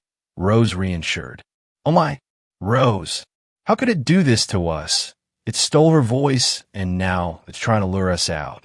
These things are sick. I heard what that thing did to her. She can't be alive. There's no way I could let it trick me like this. I look hastily at the creature from my hiding spot as I wait for my opportunity to run out of this place for good. It felt like I must have been waiting there for hours waiting for this thing to leave, because it knew we were hiding somewhere there. Through the dark, ominous forest, there was stray beams of light and laughter approaching. The creature heard the laughter and branches and decided that it was done here. It wanted to go after whoever was over there, so that's when we took our chance to run west and get the hell out of that forest. I ran until my feet blistered. At the sight of lights, I sighed in relief, then collapsed to the ground as I'm panting, choking on the fresh air, bawling my eyes out with Charles. I feel sorry for those people, but I barely made it out alive myself. Rose wasn't as lucky as we were. I collected myself after crying and shaking on the ground for what felt like ages. I got up, gave the forest my last goodbye, and went on my way through the dark night, illuminated by only stars in the sky and the empty streetlights. Never again have Charles or me mention this to each other or anyone again. It's buried as deep in our memories as far as they could go. Fourth story. I think I encountered a Wendigo. My wife and I have been running the rat race for years, with a family, a house in the city, 2 dogs, a cat, the stereotypical American dream. But the city took its toll, the neighborhood got worse, the crime rose, and we found ourselves looking for a way out. Our opportunity came when I was offered a new job out of state. It was a great career move, but we didn't want to move to a new city just to have the same problems again. So we started looking around and found a great mountain community about an hour and a half from the job, and a great ranch-style house with a big back porch, windows everywhere, and a lot of property. The backyard has a big grassy area and a creek that cuts the property in half, then acres of woods beyond. It's huge. The house is more than twice the size of our house in the city. It's all updated and has no neighbors within a mile. It's a radical change from the life we lived in the city. But best of all, it was less than half of what we were paying for our old house. The house was a foreclosure, and when we asked the listing agent about it, she simply said the old family had abandoned the property. We really didn't think anything of it. The first 3 months were uneventful, with us settling into our new life, the kids getting used to the new school and new friends, and most of all, us getting used to the big house and property. But then the weather turned cold, and things started to get weird on the property. It started with noises from the back property, things we chalked up to being in the woods. Then the motion lights around the house started going off randomly. Once again, we just chalked it up to being in the woods. But last night, it all changed. Last night was the most terrifying night of my life. One of the dogs was at the back door whining and scratching. I assumed he needed to go to the bathroom, so I grabbed my flashlight and walked out the back door. Instantly, something fell off. The dog bolted for the back property, growling and snarling. It was a cold night, about 30 degrees, but the dog plunged straight into the creek and out the other bank, running off into the woods in the back of the property. Flashlight bouncing, I ran after him, calling his name. I got to the creek and made my way across the makeshift bridge, trying desperately to follow him. I could hear the dog still growling and barking from somewhere up ahead, and I pushed further away from the safety of the house and deeper into the woods. That's when I heard it, a shriek like I've never heard before in my life. It was a mix of a moaning wail and metal on metal. It echoed through the trees and froze me in my tracks. My dog bounded its way back to me and cowered down behind me. I turned around and could just make out the warm glow of the house behind me and the cold dark ahead of me. I swung my flashlight around, wildly looking for the source of the noise. And that's when I heard an even more terrifying noise. Out of the cold silence, my wife's voice floated all around me. "Babe," the voice called out. I whipped back around and could just barely make out the image of my wife, safely inside our house. The voice called out again. "Babe, I'm right here," came the voice from deeper into the woods. Then came another voice, just as clear as the other. It was my dad's voice. "Come out here," it called. I swung the flashlight around again, and this time caught the briefest glint of light bouncing off of eyes. The creature was in my beam of light for barely a second, but it was tall, maybe 6 feet, and ashen white. It had long, spindly fingers that grasped the trunk of a pine tree, and then it was gone. I turned back and ran toward the house. I ran headlong into the icy creek and stumbled. My dog ran past me, making it back to the yard and up to the porch. I dug my hands into the freezing, muddy bank and pulled myself out, not stopping to look back. When I reached the porch, I scrambled inside. My wife ran over to me, asking what had happened. I just shook my head. I'm not certain myself what happened. I had a growing sense of dread tonight as the sun began to fall. We kept the dogs inside, and I haven't dared to look out the back. But as I sit here typing one by one, my motion lights in the backyard keep going on. Fifth story, a Wendigo encounter while ice fishing. It was supposed to be a relaxing weekend, a getaway from the stress of work and the chaos of life. I packed my gear, loaded up the truck, and headed to a remote lake in northern Minnesota, far away from the noise of civilization. Before I left, though, I stopped by a bait shop on the edge of town to stock up on supplies. The place was old with faded signs and dusty shelves, but the owner seemed friendly enough, a grizzled man in his 60s who looked like he'd spent most of his life outdoors. "You're headed up to Coldwater Lake?" he asked, handing me a bundle of waxworms. "Yeah," I replied, trying to match his casual tone. He paused for a moment, his weathered face tightening. "Be careful out there. It's not just the cold you've got to watch for." I laughed nervously, thinking he was referring to thin ice or maybe bears. "What do you mean?" He leaned in closer, lowering his voice like he didn't want anyone else to hear. "Strange things happen up there. People hear sounds, see things. Folks around here don't like to talk about it, but you do well to keep your eyes open and your fire burning."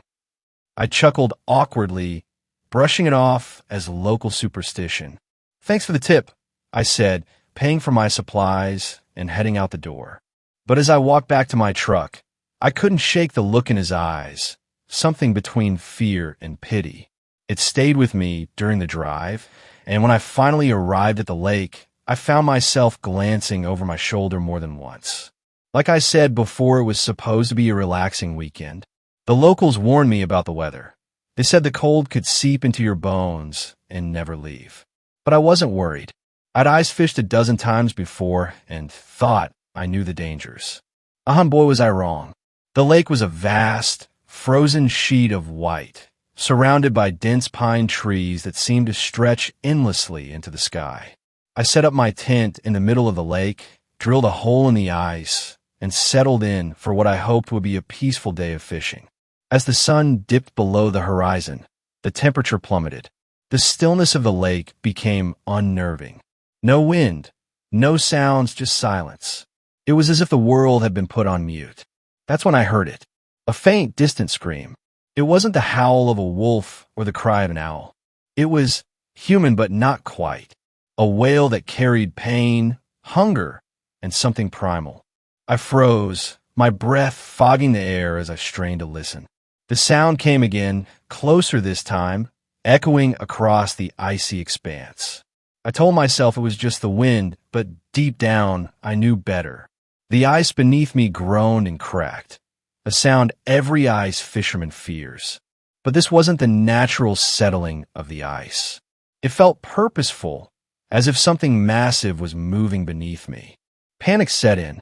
I grabbed my flashlight and scanned the lake. That's when I saw it. At the edge of the trees, a figure stood, tall and impossibly thin.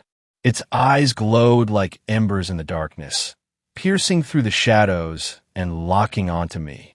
Antlers jutted from its head, twisted and jagged, and its skeletal face was stretched into a horrific grin. It stepped onto the ice with unnatural grace, its long, clawed hands dragging against the surface. The scream came again, but this time it was in my head, a deafening roar that filled my mind with images of starvation, death, and despair. I scrambled to pack my gear, my hands shaking so badly I could barely zip my bag. The creature moved closer, its body convulsing as if it were struggling to contain itself. Its teeth, jagged and yellow, gnashed together in anticipation. Then it stopped.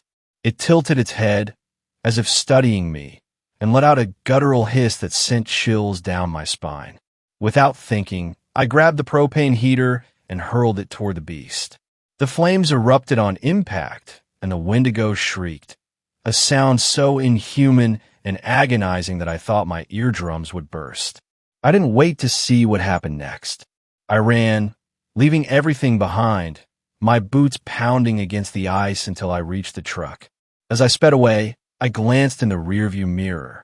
The lake was empty, but I swear I could still hear the faint echo of that scream, following me through the night. I haven't gone ice fishing since, and when people ask why, I just tell them the truth. There's something out there in the cold, something that doesn't belong in this world. And it's hungry. Sixth story. I'm related to a Wendigo. Sorry if the title seems abrupt. After reading this, it'll make sense. I hope. You've heard this story a million times before. I'm a teenager who recently moved to Minnesota. So recently, in fact, I can barely remember the town's name. Just search for generic towns on any search engine, and I'm certain it'll show up. I'm not going to try avoiding exposition because I feel inclined to share this information with as many online strangers as I can. I moved into the town a month ago with my mom and dad. I lived in Virginia before, so adapting to Minnesota was not something I was thrilled about. I had to leave the few friends I had. My parents assured me that I would find people to hang out with. I didn't really need any friends. I worked better alone. My parents let me bring my Xbox, but I believe they hoped I would leave it behind.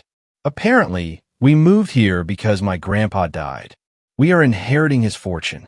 When I first left the car, I set my eyes on the house. No, my house. I had to live there. It was a shack, if anything. It was a one-story house with faded log walls and a drywall interior. It had 2 bedrooms, a living room/kitchen, a bathroom, and an attic. My dad quickly monopolized the kitchen for his work. His laptop never left the island in the kitchen. My mom looked for a job around town. I explored the bleak house, hoping to find something fun. I'm bored. I complained to my dad. He shrugged. There's plenty of things to do around here. Go shopping, go explore the woods. Find people to hang out with. Wow, thanks for the help, I said, masking the sarcasm in my voice. The look he gave me told me I wasn't hiding it well. Maybe I didn't want to. I expected Grandpa's fortune to be grander, but what did I know? I never met him, at least when I was sentient. My dad raised his hand and gestured towards his birthmark, 2 red splotches on the palm. This mark means you're a son of the Barkley family.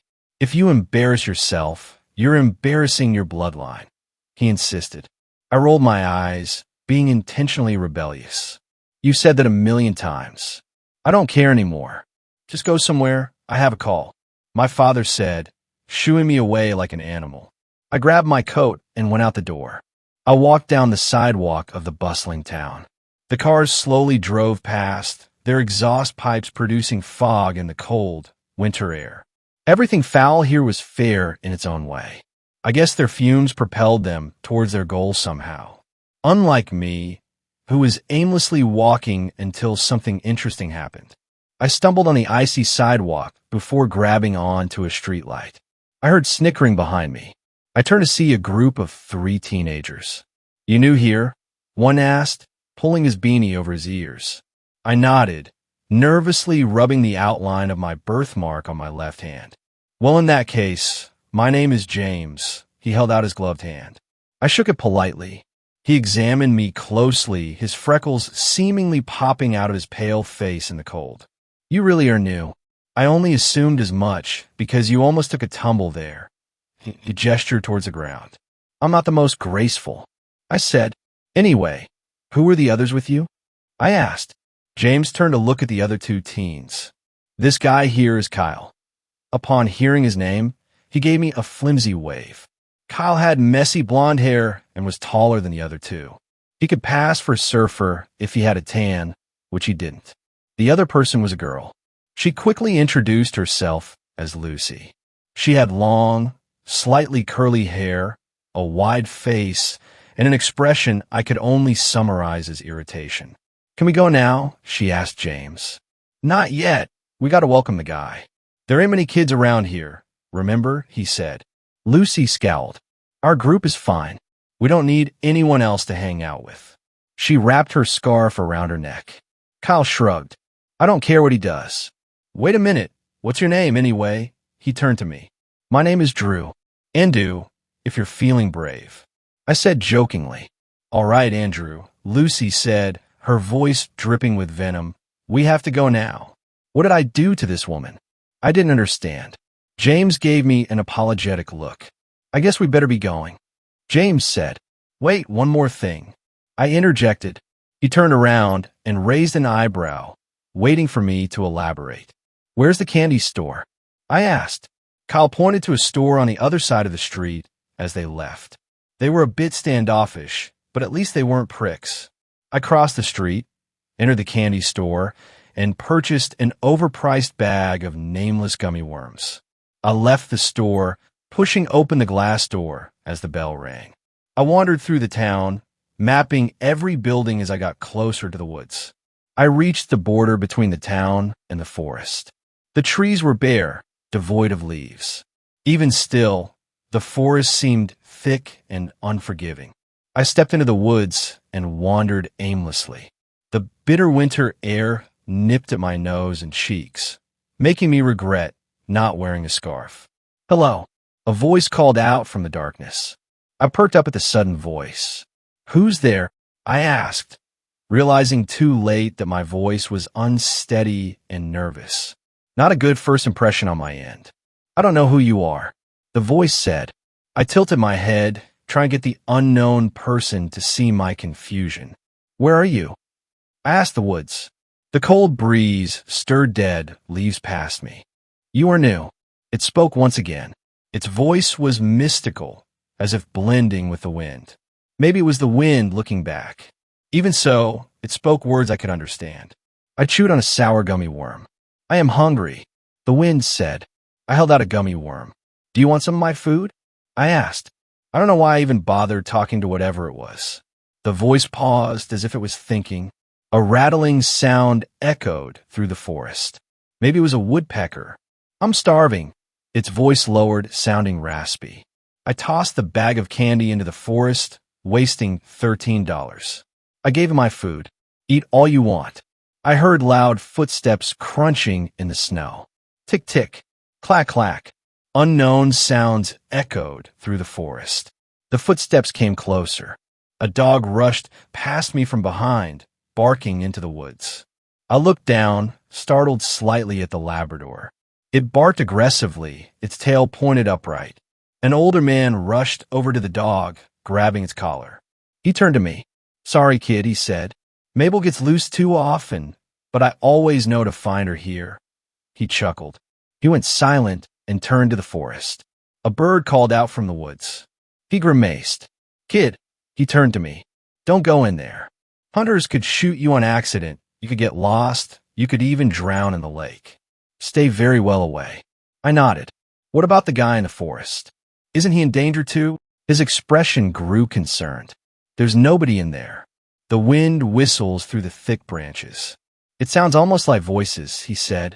I felt like he didn't believe in his own reasoning. He sighed. You're new here, he observed. I confirmed his statement. He cleared his throat, petting his dog's yellow fur. Listen up then. These woods aren't safe, but his expression darkened. It can, at times, be safer than the town. I insisted he elaborate. The town has frequent famines. Food spoils and berries stop being as plentiful. We don't get a lot of imports, either. When we get bad storms, we have to rely on stored, canned goods. It isn't nearly as bad as it once was. Even if food is readily available, the danger is still there. What do you mean? I asked. I'm saying that people abandon their humanity. They eat each other when everything dries up. There isn't always a justification to it. People just snap. I was at a loss for words. He sighed. It isn't like that anymore. We haven't had an incident in 5 years. So why warn me? I asked. He paused. Because it isn't going to stop, as long as it still breathes. He muttered, looking at the forest. I asked. It lives in the woods. It never bothered people physically, just cursed them in a way. Until a few months ago, that is. We've started to distance our kids from the forest where it lives. Mabel whimpered and dropped her tail low. I groaned. What is it? I said, getting impatient. I wasn't willing to hear a vague campfire story. It's a wendigo, a beast of Indian, native folklore. Do you know what they are? He asked. I nodded. I've seen YouTube videos on them, even read a few books. You think a cryptid is out there? He stared into the forest. Absolutely. They don't believe me, but as long as one person believes, the Wendigo will be more cautious in its approach. You came here not long after the old man died. Why is that? He asked me. If you're referring to Clarence Barkley, he's my grandfather. I explained. My condolences, the man said. No worries, I never knew him anyway. I said reassuringly. The trees creaked and branches snapped. A strong gust of wind blew past. Oh, he said. Good for you. Was he an asshole? I asked. He shrugged. He was entitled and snobby, as most rich people are. He was usually secluded, though. The man explained. He rarely came into town, and when he did, it was usually to buy meat. Lots of meat. Apparently, my grandfather was aloof. He stayed out of everyone's way when he could. He wasn't the nicest when people met him, though. So why did you ask why I came here? I asked. Nobody ever comes here unless they have something to gain from it. I'm assuming you were claiming his will. Yeah, that's about it. I said. The man exhaled and watched the trees. Do you know how to become a Wendigo? He asked me. I haven't really tried before. I said sarcastically. But I do know how they come to be. Good. Try not to lose yourself. If you get hungry, eat whatever you can find. If you want more personal things, pray to God. Be happy with what you have. The man said, I'm familiar with that stuff. I'm a good person, or I try to be. I explained. The man chuckled. Just keep in mind. Mabel tucked her tail between her legs and whimpered as she stared into the forest. The old man sighed. Looks like I should head back. He waved goodbye as he walked his dog home. I went home after that. I entered the house, knocked off my boots, and peeled away at my winter gear until I was back into my casual attire. My father was busy on his computer picking up work calls. He groaned. God damn it. This is not the right time for a prank call. He stormed off, dropping the phone on the table. I heard the bathroom door slam shut. I crept over to the phone and held it to my ear curiously. On the other end was static. How is a prank call? It could be an accidental dial. The phone suddenly picked up a new sound. It sounded like TV static, but it increased in volume slowly. After about 10 seconds, the sound was a deafening screech. I hung up the phone. I decided to snoop around the house, looking for any stuff left behind. I wish we inherited the mansion, but the repair costs would double our debt. I blew the dust off of an old laptop someone left for some reason. It was even plugged in and fully charged. I turned on the laptop. Despite being a newer model, the laptop only had retro games. I decided to play Doom instead. If this computer belonged to my grandpa, he had good taste. After 30 minutes of Doom, I played some sort of deer hunting game. It was 3D, but very primitive for a 3D game. The deer were basically advanced polygons. I aimed my cursor at a moving deer, causing it to activate a cutscene of the bullet traveling towards the deer. Before the bullet hit, the color of the screen inverted and crackled with a buzzing static. The deer's peaceful black eyes glowed white, its face almost twisted into a sadistic smile. Of course, it was just a weird glitch. The deer's antlers multiplied in size as the 3D model began to lose its form. The computer shut itself off. I sighed and stuffed the laptop into a drawer. I was going to get it fixed eventually, so I don't have to buy any duplicate games on my Xbox. Over the next few weeks, everything just got worse. The voice in the wilderness kept talking, although by now I had ignored it completely. Everything was fine until it said my name. I walked by the forest entrance to go to school and meet up with my friends and Lucy. Andrew, the voice called out like a taunting child. I froze and turned to the forest. How do you know my name? The words sat on the edge of my tongue. At the last moment, I held those words back. If I gave the thing any attention, I would surely regret it. The wind rattled the dead branches like some sort of bony wind chime. The icy air felt like daggers on my skin. I walked away, resuming my travels. Andrew, it rasped. I ignored it. You've grown so much since the last time I saw you. It said clear as day. I continued to walk away. It was just saying that to get my attention, whatever it was. This Wendigo has been a pain for quite some time. I wasn't going to give it the satisfaction. It went silent as I walked away. As I walked down the road, I noticed a dead deer on the curb. I walked around it, but a few minutes later, that task would be impossible. The entire road was flooded with dead deer. Piles upon piles of corpses littered the streets, bleeding into the drainage systems. Even getting near the pile sent an overwhelming stench towards me. I vomited in the grass. The putrid odor rattled my systems and brought me to my knees. The corpses were suddenly dragged one by one into the bushes. My head pounded as I tried my best to get away. I felt a lanky, cold hand grab my ankle and drag me away slowly. I turned around to see white eyes staring at me from the bushes, concealed in the morning darkness. The extended bony arm tugged weakly. The silver eyes never left me. Its translucent, pale skin crinkled with every movement, as if it was too tight for its own body. The faint outline of its humanoid face made me wish I was dead beforehand. I dug my nails into the concrete road, desperately trying to anchor myself. As I was dragged closer to the bushes, I could see its disgusting human teeth emerge from the shadows to devour me. I used my free leg to kick the face of the hollow creature. It groaned in pain and released me. I made a mad dash for the school, stumbling over the corpses of deer. When I assumed I was safe, I turned around to see the largest deer in the pile being dismembered by the arms. The head was ripped off with a sound I could only compare to a tree snapping. That deer must have lived for at least a decade. Now, its elder antlers were being brandished by an imposter. I made it to school, which probably wasn't the best idea. I was so distracted by what just happened that it didn't occur to me that I was covered in deer blood. The classroom shrieked in fear, dragging me out of my brain-dead state. I was brought into the counselor's office for questioning. They didn't believe my story until they looked out the window. Of course, I never mentioned the actual Wendigo. I just said that a herd of deer died, which wasn't false, but not completely true either. I was certain it was the Wendigo. It was starving and undoubtedly bloodthirsty. It was also cold. Its touch was like the pole of a stop sign in winter. They eventually gave me some temporary clothes and sent me on my way.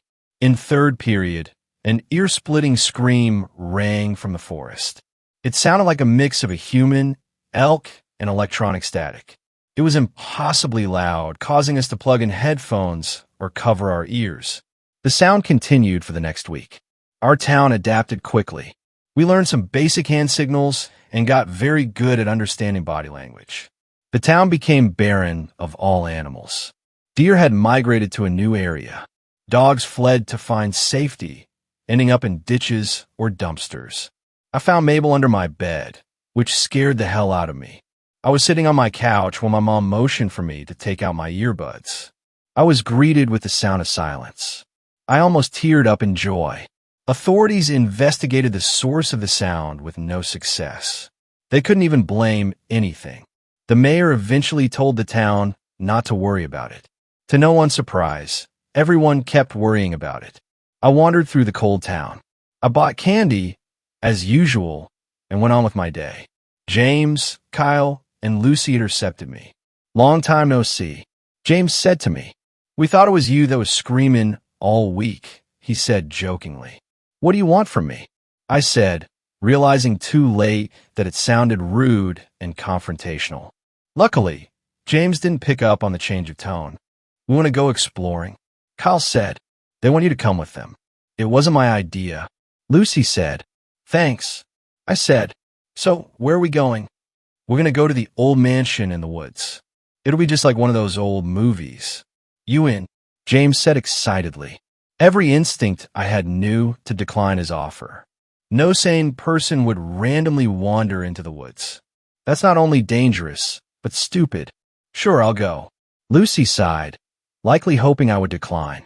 I'm not the best at understanding social cues, so I have no clue why this chick was so pissed at me. Maybe she had a crush on me. That would be cool. "When are we going?"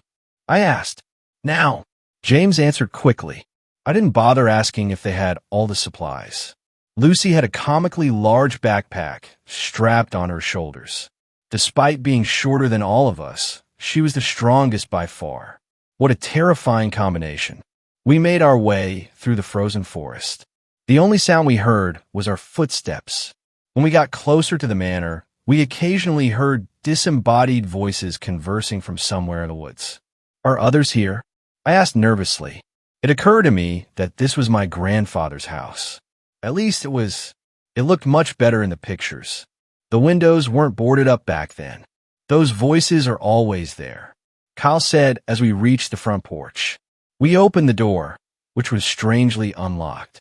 At least it made me feel less uneasy about breaking into my grandfather's house. When we entered the manor, I realized why my family had our own house.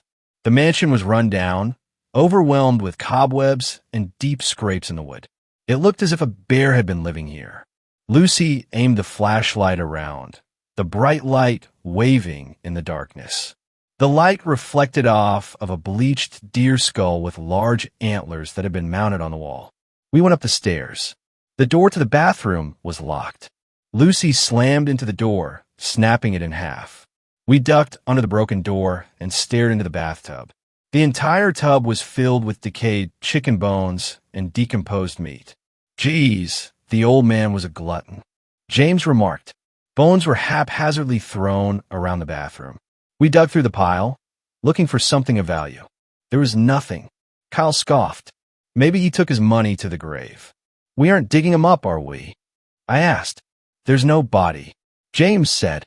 "Even his death is shrouded in mystery," he said ominously, expecting a fearful reaction from one of us.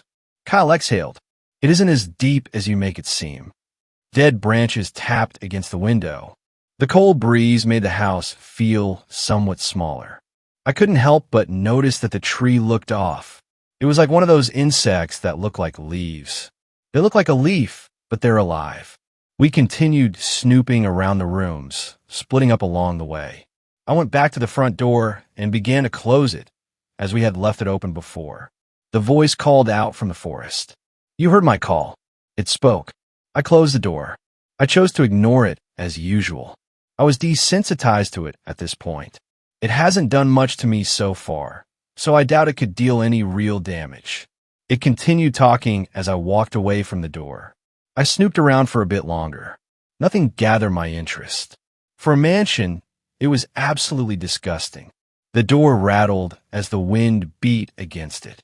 I should have known better then. Blaming things on the wind only got me so far. From upstairs, I watched with bated breath as the doorknob clicked and opened. The room grew cold, and a draft embraced me. Snow glistened against the dusty carpet. The door creaked open completely. Standing on the porch was something I couldn't begin to explain. It had two long, emaciated legs. It could be human, but the hooves denied my reasoning. Massive bony hands hung down from its body, its slender fingers twitching and clicking claws together. Multicolored fur coated most of the body in brutal patches, like a shaven dog.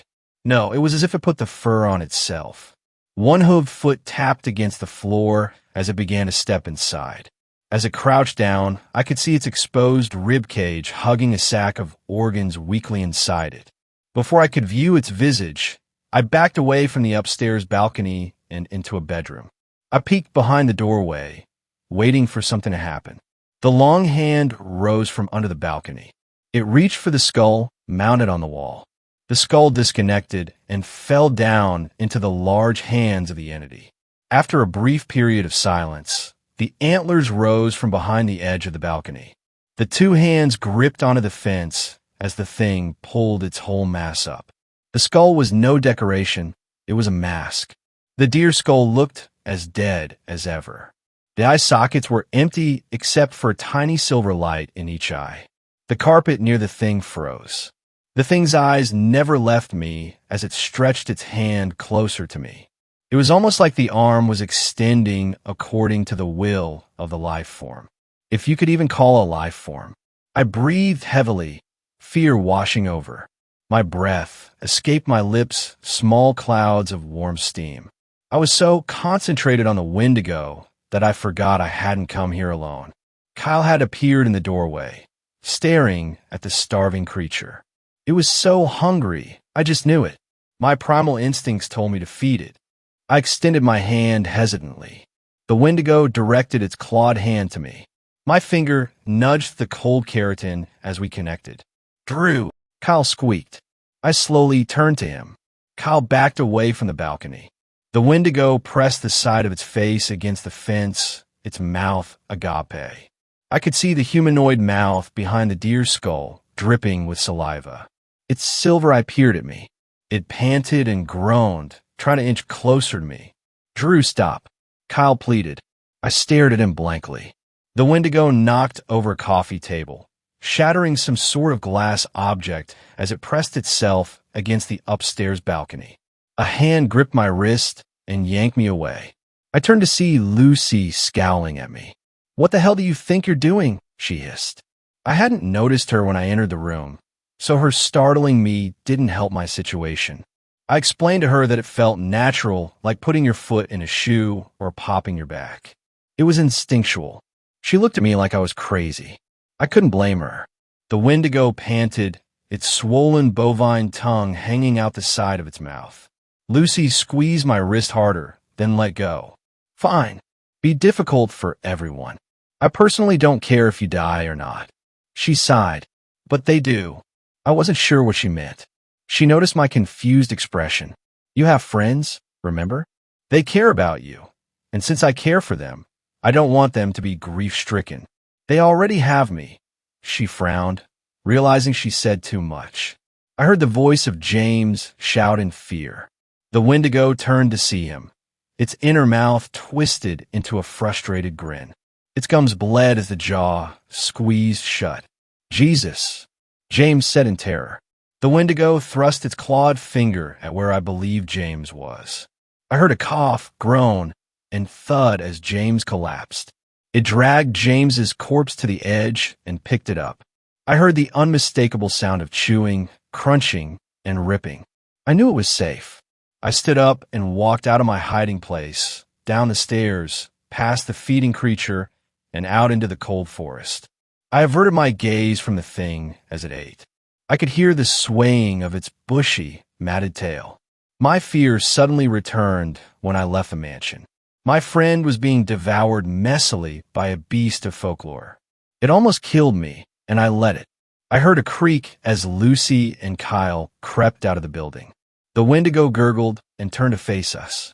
Its large body was barely illuminated in the dark mansion, yet the crimson blood was clearly visible pooling at its feet. The two looked up at me with a look of pure terror. They descended the porch stairs and stood behind me. The Wendigo stood up, its joints popping and cracking. A gurgle resonated deep in its maw as blood trickled out from its deer skull. Its fingers twitched with every movement. Paralyzed with fear, I could only stare as it made its way towards the front door. A picture frame fell from the wall and landed at the hoof of the starved creature. The Wendigo looked down, its massive antlers scraping against the drywall. It looked down at the shattered glass. The bleached skull reflected in the shards. Its piercing eyes hovered over the printed image. I cannot tell what it was, but the image seemed to provoke the entity. It groaned and slashed at the image, tearing it to shreds. The towering, emaciated forest spirit tilted its head and squeezed through the door. Yellow wallpaper hung from its antlers like confetti, occasionally glistening in the stray beams of sun leaking through the clouds. It shuffled closer, its hooves clacking on the wooden porch. The porch creaked and groaned under the weight of the Wendigo. It paused for a moment, its eyes scanning us curiously. It wobbled on its skinny legs and shuddered from the cold. My lips bled as they dried. We stood there for what felt like hours, waiting for the creature to do anything. We couldn't run from it or fight it. However, it didn't appear to want to kill us. Yet, the head stopped turning, its gaze directed at me. Kyle and Lucy watched me, waiting for my reaction. Frozen tears had solidified against their faces. Why? The Wendigo whispered, its mystical voice echoing like a divine spirit. I took a step back, startled. However, I remained silent. I wanted to know what it was about to say. Why do you feel warm? It spoke slowly, as if processing each word carefully before saying them. Warm? I stuttered. The Wendigo's fingers twitched involuntarily. It hunched over, peering at me. He was cold when I recovered from him. The Wendigo's eyes darted towards the front door, now stained with blood. But you are warm. I tried unsuccessfully to stop myself from shaking uncontrollably. The Wendigo breathed heavily, each breath an Arctic breeze. It thrust out a thin hand, slashing at me. Before my head was removed, the hand retracted, clutching onto its ribcage. Its long fingers grasped firmly on the chest, squeezing tightly. Startled, the Wendigo looked down at its arm. He is resilient. The famine spirit whispered. Same as you. It pointed to me, gently brushing my cheek with its claw. Something on its hand caught my eye. Right below the thumb, close to the palm, it had 2 red splotches. Birthmarks. The same birthmarks I had. It all made sense. My grandfather was greedy and self-centered. My parents didn't like inviting him to family meetings. He had no interest in me. Still, I didn't expect it to be that bad. The thing that has been pursuing me was my own grandfather. The Wendigo stared me down. It squeezed its own neck until it collapsed. Lucy and Kyle backed away. What? They tried reasoning with themselves. As the Wendigo began to move once more, we ran back to town. A part of me wanted to stay and comfort what was once my grandfather, even if he was trash. I knew that it wouldn't let me see my grandfather again. Clarence Barkley lived his life alone. He accumulated a large amount of money and died alone. The Wendigo took advantage of his greed. Somehow, my grandfather fused with the forest spirit to become a functional entity. That's my current theory, at least. The Wendigo was weak on its own, scrambling desperately to blend with the ecosystem as an autonomous life form. When it gained humanity, it yearned for more. For me, it's been a rough month. Every day, I watch the forest, waiting to hear a whisper or scream. I wait for something to happen. The Wendigo has not appeared since. My friends haven't showed up either, probably because I'm related to a Wendigo. 7th story. The Wendigo is real. Hear me out, this isn't a fictional story. This is an experience I had when I was 11. A dream that still intrigued me to this day and has made me have a passion for proving the Wendigo. This is my story. I was up at my grandparents' cabin down in Arizona. Surrounding the cabin was a mix of desert landscape, and lakes with pine trees surrounding. It was beautiful but strange.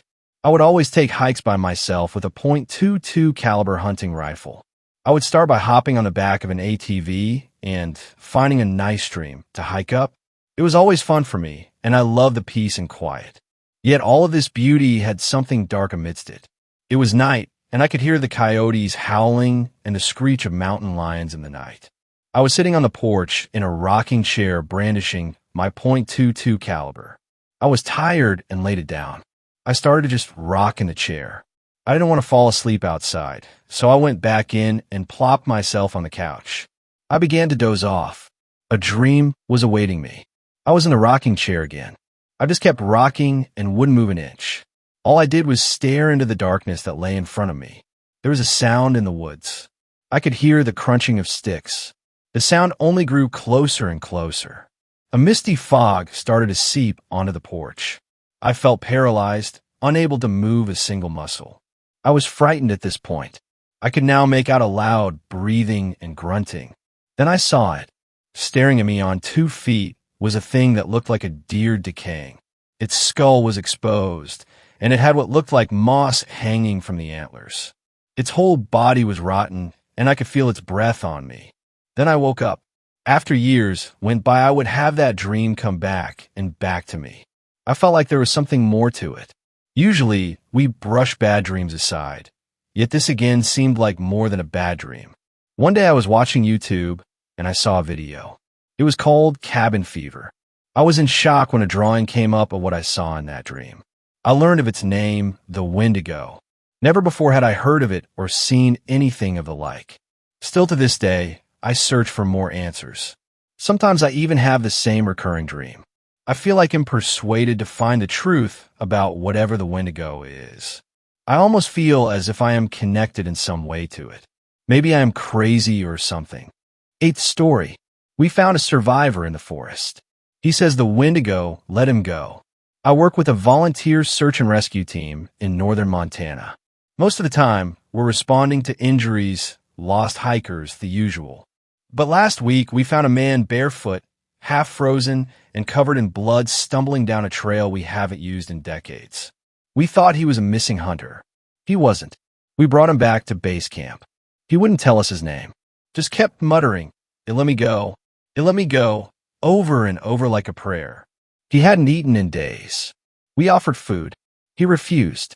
When we insisted, he screamed, said it would no. Later, while the others were out on a call, I sat with him alone, and he started to talk.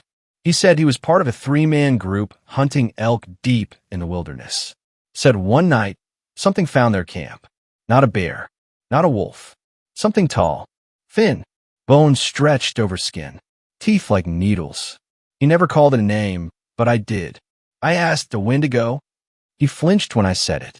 "No," he whispered, "the Wendigo." He said it didn't kill them right away. It took them one at a time. Always at night. Always when they were alone. It took Tom first. Left only his tongue. Then it dragged off Caleb. He said he heard Caleb laughing as it took him, but it wasn't Caleb's laugh. By the 3rd night, he was alone. He ran. Got lost. Starved. Heard it whispering to him. Not words, just thoughts. Promises. He said he saw it watching him while he slept. Said it left bits of his friends in the snow like breadcrumbs. And then it let him go. Just like that. He said it stood over him at dawn, mouth full of Caleb's face, and whispered inside his mind, "You're already mine." I didn't know what to say. He looked at me with eyes that hadn't blinked in hours and said, "You don't get it. It's not out there anymore."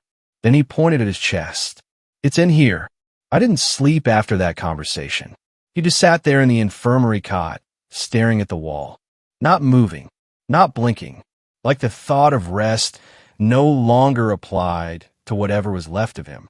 The next morning, he was gone. No signs of forced entry. No broken windows. The med tent zipper was still latched from the inside, but the inside of the cot was wet. Not blood, not sweat, just wet, like something cold had melted there overnight. We followed tracks as far as we could, but the snowfall had buried most of them. Just a trail of smeared boot prints that veered off the marked paths and disappeared into the timberline. That night, I was posted at the south edge of base camp. Forest edge. Quiet. Too quiet. I couldn't shake the feeling something was just behind the tree line. Watching. Not moving. Just waiting for me to move first. At some point past midnight, I heard footsteps behind the mess tent. I went to check it out and found two things. One, a chunk of raw venison missing from the storage cooler. It hadn't been sliced or bitten. It had been scraped apart. Nails maybe. Something dull and rough. Two, a trail of footprints in the snow. Barefoot. They led about 20 yards into the woods before they stopped. Like the person who made them had either taken flight or vanished into the tree trunks. We logged it. Set motion cams. Increased watch shifts. But 2 nights later, one of the volunteers went missing. We found what was left of him scattered across a tree like someone had hung clothes to dry. Ribcage split and hollow. Tongue left whole. Eyes gone. The cameras caught nothing but static between 1:13 and 1:21 a.m. And somewhere in that static, on a single frozen frame, we saw something.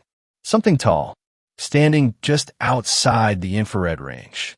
And a few feet in front of it, him, the survivor, smiling, mouth open wider than I thought possible. Shoulders hunched like he'd grown something underneath the skin that didn't fit right. We shut down the camp the next day. I stayed behind to help collect the equipment. Last one out, just me and the trees. I don't know why I opened the meat locker before I left. Curiosity, maybe, or something closer to instinct. He was inside, not hiding, just crouched in the corner. Naked, hands raw, skin torn at the fingertips like claws were trying to push their way out. His mouth was moving, not speaking, chewing. I didn't move. He looked up at me, just for a second, and I swear he said something, but I didn't hear it with my ears. It was in my bones. You don't have to run anymore. Then he vanished. No sound. Just gone. I still don't know how. But every night since, I hear something at my window. It doesn't knock. It just breathes. And sometimes, I catch myself breathing with it. 9th story. My best friend, the Wendigo. Sometimes things happen to us that we just cannot explain, no matter how many resources are available or what information we can find. There are things that can never be understood, and that is a commanding factor of life. Now, a question. I know some, if not many of you have had friends, even best friends that disappear from your life without a rhyme or reason. That very same thing happened to me with my friend Marcus. We were best friends throughout high school and carried the friendship on well into our 20s, but one day he simply disappeared. I don't mean he was reported missing and the police were involved. I just mean he left without telling me, his best friend. I spoke to his mother, and she said he had gone on a trip to northern Alaska. When I asked her why, she said, he never gave me a reason. I could hear the sorrowful tone in her voice. Like myself, she missed him too. But out of nowhere, he came back. He told no one he had returned, and one day, he showed up on my doorstep as if he had never left. I admit he looked good, better than I remembered. He seemed healthy, if you can understand. Marcus, you're back, I remarked, bewildered. Yeah, man, he said in his smooth demeanor. He had his hands tucked into the pockets of the jean jacket he was wearing. Got back a couple days ago. You look well. Where you been, man? I asked casually. I noticed his face was flushed red, but it was probably just the lighting outside because the sun was setting. Yeah, thanks. I've just been traveling, finding myself. He answered, but he seemed indifferent about conversation. It made me wonder why he came here if he wasn't looking to talk. Well, that's cool. Did you want to come in? I asked while gesturing my hand through the door. He nodded and brushed past me into my home. Thanks, Derek. He said nonchalantly, as if this was a routine occurrence. Something up? I asked as I closed the door behind me. Marcus flipped his wavy blonde hair and sighed. No, not really. I just have a proposition for you. It was strange that this was how he decided to start the first conversation between us in a long time. A proposition? Forgive me for saying this, but we haven't spoken in quite some time, man, and I don't know if I'm really in the position to dive head first into something new. No, it's not like that, began Marcus, He didn't appear slighted by my response, which was welcoming to see. I was just wondering if you'd be interested in coming with me on a trip. A vacation of sorts. It wouldn't be long, just a week up north. With who you? I asked with a hint of scrutiny. Yeah, just me, he said quickly. For some reason, his fingers were twitching like he could barely control himself from having a breakdown of some kind. Why so sudden? And why me? I mean, Marcus, where have you actually been this whole time? I find it strange you would come to me, of all people, for this hurried request of yours. I need someone to come with me. It's important that you understand, Derek. I'm not the same person I was when I left. I am something much more unique. But I cannot be left to the masses. I must be quelled.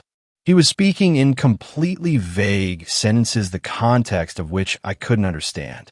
I have to be honest with you, Marcus. I don't know what you're saying to me right now. I wasn't going to lie, but I saw a slight shift in his eyes upon hearing my candor. He sat down on my recliner and clasped his hands together. Listen, are you in or not? He wouldn't even look me in the face when he asked. He simply hung his head with his eyes on the floor. Well, I don't know. Where'd we be going exactly? A cabin up north. Once we get there, I'll give you a list of instructions that you must adhere to. I promise you will understand. I took a deep breath. Clearly, Marcus was in distress and needed help. I wasn't going to leave him to fend off against whatever demons were riding his shoulders. I figured he had become an addict and wanted someone to look after him while he got himself cleaned up. I suppose. I said quietly. Awesome. Thanks, Derek. He said hastily. You won't have to pay for anything. I've got that all covered. Just be ready tomorrow morning and we will head up there. Tomorrow? Damn. That's definitely short notice. I said, already thinking about what I would tell my boss. Don't worry about work, man. Just trust me, even if you've never trusted anyone. He remarked as if he read my mind. He then stood up and began walking to the door. I don't know what happened to you, but something's definitely different. I mentioned as I opened the door for him. You don't know the half of it. He said before walking outside. See you in the morning. Bring anything you're comfortable with bringing, but don't overpack. I nodded even though he was facing away from me, and he walked off down the sidewalk. How'd he got here? Obviously, he didn't drive if he was walking. Something seriously weird was going on with him. My boss was fine with me taking some time off. I figured it wouldn't actually last a week anyway, so in my head all would be well. The next morning I was ready to go, and Marcus arrived just after 9 a.m. to pick me up. I brought my things outside. I had only packed some snacks, a flashlight, blankets, a pillow, my medication, and several outfits for the outdoors of life. The cabin has beds and blankets, said Marcus from the driver's seat of the old SUV he arrived in. Yeah, well, I prefer to feel a sense of comfort that I can only achieve by having things that belong to me. If you say so, he remarked. His lack of engagement was already growing stale. I got in the passenger seat, and we sped away without another word shared between us. Every so often, I would glance at Marcus to study him. While he did seem healthy, there was something innately different about him that I couldn't put my finger on. He was jittery, easily startled, and on edge. We drove for a good 6 hours before pulling off at a rest area. Marcus seemed alert, but for some reason he said, "We're going to sleep here for the night." The night. Have you gone blind, dude? It's barely 3 in the afternoon. Yes, I know. I'm hungry and I need a rest, said Marcus quietly. I can drive, man, if that's the issue. I asked reassuringly. He turned to look at me with viciously bloodshot eyes, as if he had been staring at the sun the entire drive. No, you don't know the way.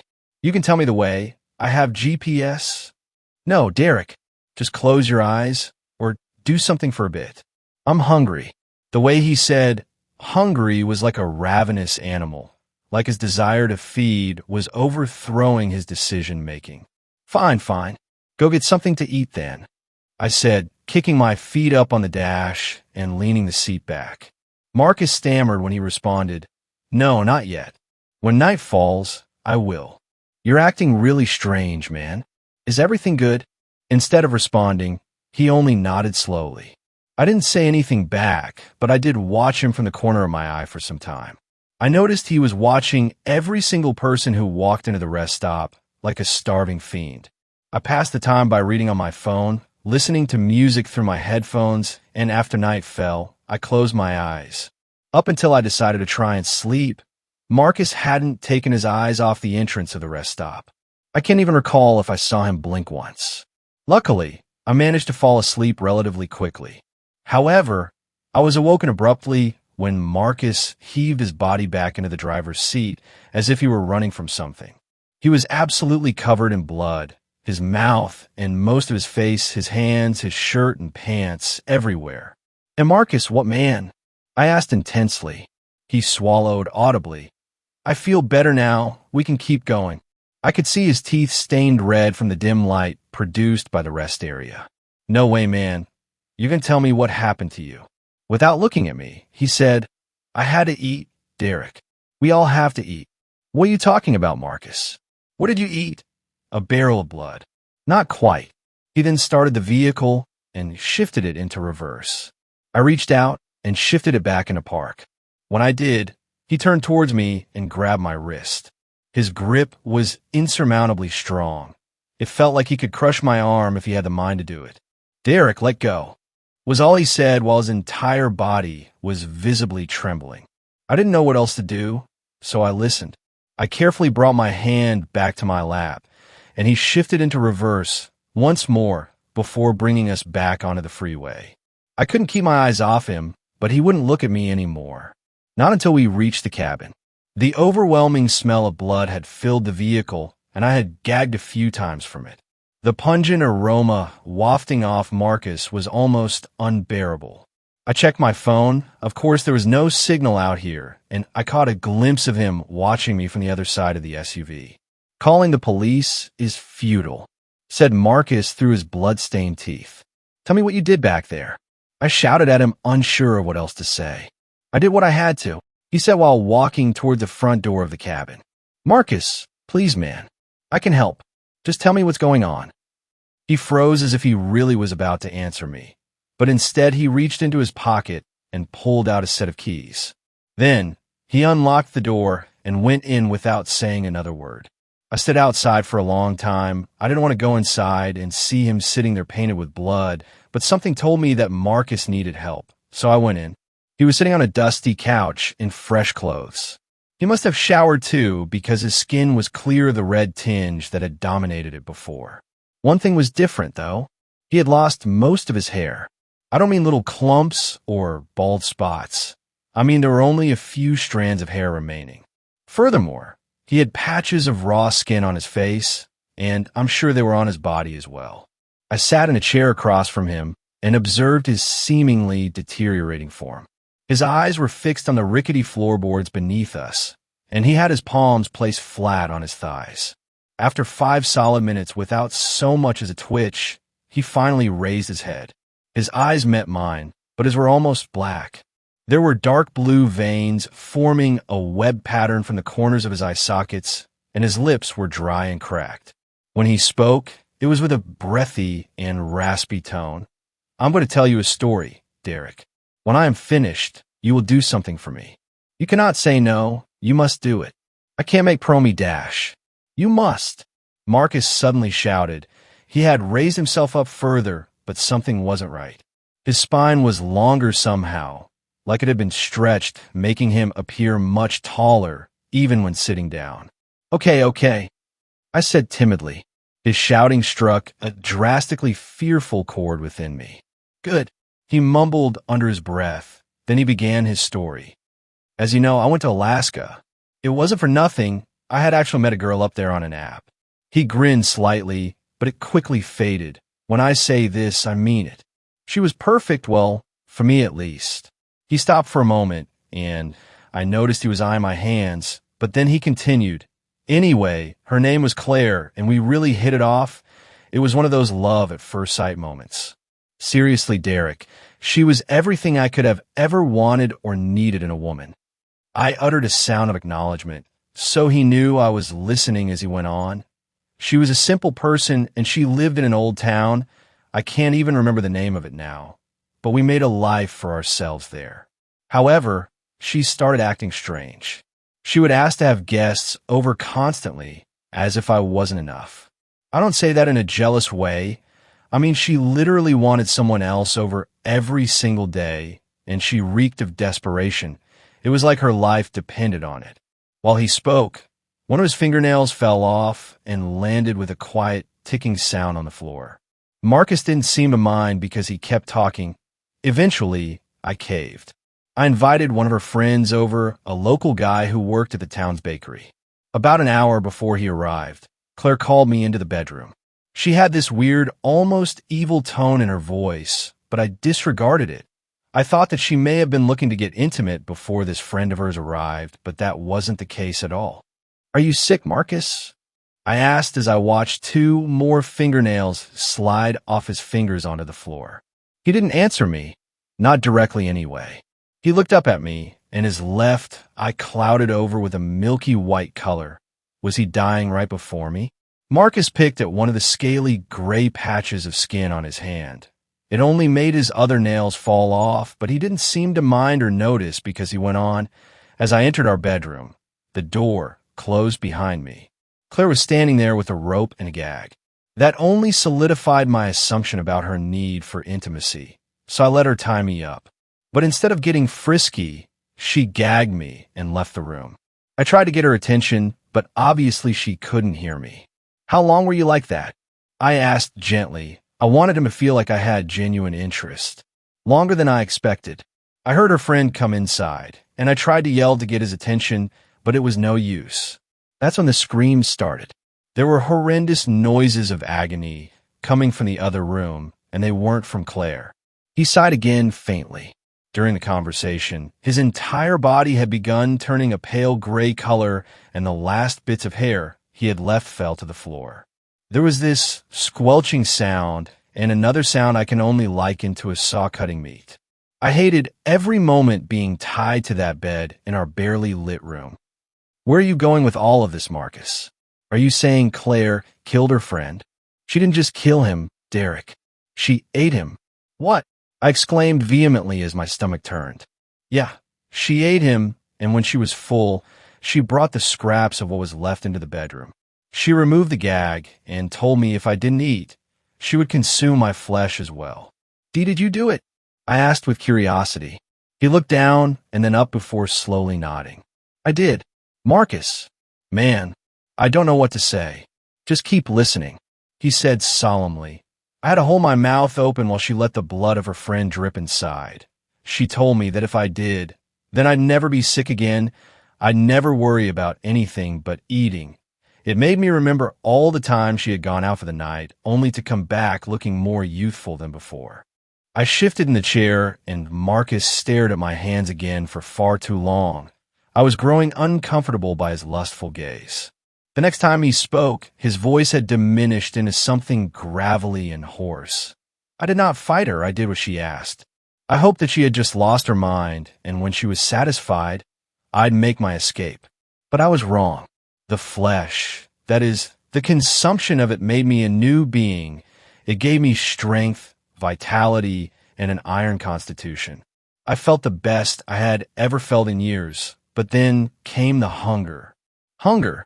I questioned calmly, although I was reminded of when he mentioned how hungry he was at the rest area. Yes, Derek, the hunger for human flesh was insatiable. It didn't matter how much I ate, my body would feel like it had been further deprived of sustenance. I craved warm, running blood, almost like a vampire, and Claire did too. Before we knew it, we had slaughtered the entire town, and nobody saw it coming. But after that, Claire, she turned into something feral, something less human and more animalistic. Like you are now? I asked with a hint of concern. Yes, she became this creature. It was grotesque and malformed. She wasn't my Claire anymore. So, I did what any loving partner would do. I put her out of her misery. You killed her. I ended her suffering. I see. That's when I came back down here. I couldn't live up there alone, but I also realized I couldn't be left alive at all. Derek, I desperately want to be with Claire again, whether there's still a place for my soul in heaven, or if I'll be sentenced to an eternal hell for the things I've done. As long as Claire's there, I'll be happy. What are you saying exactly, Marcus? I want you to kill me. You what? I admit, I chuckled a little because the notion was ridiculous. I wanted to take the shotgun out of the gun safe and blow my head off so I can't devour another innocent person. Marcus was being serious. I could tell by his tone, and the longer this conversation went on, the more his body changed. I finally managed to ask the question I desperately wanted to know the answer to. Did you eat someone at the rest area? I ate an entire family, he said without remorse. I didn't know what to say. What could you say? All I could do was gasp, while remaining a loss for words. I called the police from the payphone afterwards, so this should be there now. He began harshly. I chose that particular rest area because the cameras don't work. I had staked it out before even coming to you. It was all planned. But I did it for you. For me. You ate an entire family for me. No. I made it so you couldn't be connected to what happened. The police are none the wiser, and in reality, you've done nothing wrong. This is messed up, Marcus. I know. I'm sorry, Derek. I need you to honor my request now, though, before it's too late. What happens if I don't? I asked out of curiosity. Marcus stood up hulkingly tall and groaned a bellowing, low, rumbling roar. You cannot deny my desire for death. And my pain, like I ended the pain for Claire. His breathing was rapid and fierce, but he managed to calm himself down. I apologize for scaring you, he said in his gruff voice. Marcus, you were my best friend once. I can't kill you. You have to. This is why I came to you, because you still my best friend, and I didn't want to ask a random stranger. They wouldn't understand, but you can understand. His face grew long, and it was accompanied by many painful grunts by Marcus. I need you to do this for me. I do not want to hurt anyone else. Even now, the hunger calls to me. It is taking every ounce of strength I have left to resist lashing out at you and devouring every tasty morsel of flesh covering your ripe and ravishingly delicious body. He shook his head like a madman before his eyes met mine once again. Please, Derek, I'm begging you. I don't know what changed in me, but hearing my once best friend pleading for his death no longer perturbed my emotions. I stared at his rapidly transforming body for an indeterminate amount of time before getting up and walking to the gun safe. It was already unlocked. He must have done that while I waited outside. I reached in and grabbed the only gun in the case, the shotgun Marcus had mentioned. I assumed it was already loaded. If Marcus had planned this much, then surely he planned that too. I walked back to the chair and sat down, and a gnarled, black-toothed grin spread on Marcus's veiny, gray face. Thank you, Derek. I can't live with myself any longer, and this is the best option. Do not take pity on me. Do not feel guilty or ashamed. Take pride in the fact that you have expelled a ruthless creature from this world. I pumped the shotgun and aimed it at his head. My heart was pounding and my hand was sweating. Oh, one more thing. He remarked, in the glove box of the SUV are my life savings. Take it all and do with it what you will. I ask that you never tell my mother about this, or anyone else. It will be our secret. He then took one last deep breath. Okay, I'm ready. Do it. Just as I was pulling the trigger, Marcus's body twisted and contorted into a far more disturbing visage, and as the shot rang throughout the cabin, his blood and viscera splattered against the couch, the floors, the walls, and even the ceiling. His painful shrieking stopped, and his body ceased all movements. It was over. I sat there with the shotgun in my lap, still aimed at Marcus's corpse for most of the day. I couldn't bring myself to get up or do anything else but stare at my headless former best friend. Eventually, I found the will to stand. After I was on my wobbly 2 feet, I took a sheet from one of the bedrooms and draped it over Marcus. I searched the entire grounds of the cabin for a shovel because I wanted to bury him, but I couldn't find one. It was cold outside anyway, and I'm sure he wouldn't want me to die from digging his grave. I did, however, find some matches. It was the middle of winter, so I thought it would be better to just burn the cabin down. I didn't want Marcus's body to rot there on the cold couch, and as I dropped a lit match on it, the fabric immediately engulfed into a mighty blaze. I walked out of the cabin and got into the driver's seat of the SUV. And that's when I remembered Marcus had the keys. I couldn't help but laugh about the irony of it all. Marcus had left 10 grand in the glove box for me. I ended up having to hike down the driveway and up the road until someone stopped to pick me up. They drove me to the nearest town, Grand Marais, I think it was called. It was a small town, but the people were friendly. I rented a room at their local inn and have been here for 3 days just thinking about Marcus and what he went through. I thought about if I was responsible for the family he murdered and ate, but I had no idea what was going on at the time. I was only along for the ride until I had to play my part, my role in ending Marcus's painful life. If your best friend or even friend returns to you after having been gone and without contact for years, be careful if they ask for you to take a trip with them. And always remember, the mysteries of the world can outweigh grounded reality. Nothing is as it seems, even Marcus. Be safe, everyone. I hope none of you look down on me. 10th story. We survived a Wendigo attack. I'm happy to see others also had these experiences. It's a bit like group therapy in a very twisted way, I guess. This isn't an AA meeting or anything. Years ago, when I was fresh out of high school, me and my friends went for a camping trip. Since it'd be the last time we saw each other before college sent us on our separate ways. We had planned to go deep into the national forest and the mountains and just enjoy ourselves for a few weeks. My friends who came along were Preston, a Native American who had several years of survivalist strategies under his belt. Jamie, a hunting and gun enthusiast like me, with a propensity for adventure. Mark, Preston's friend, not so much mine. He smoked a lot of drugs and seemed to be okay, but I was always on edge around him.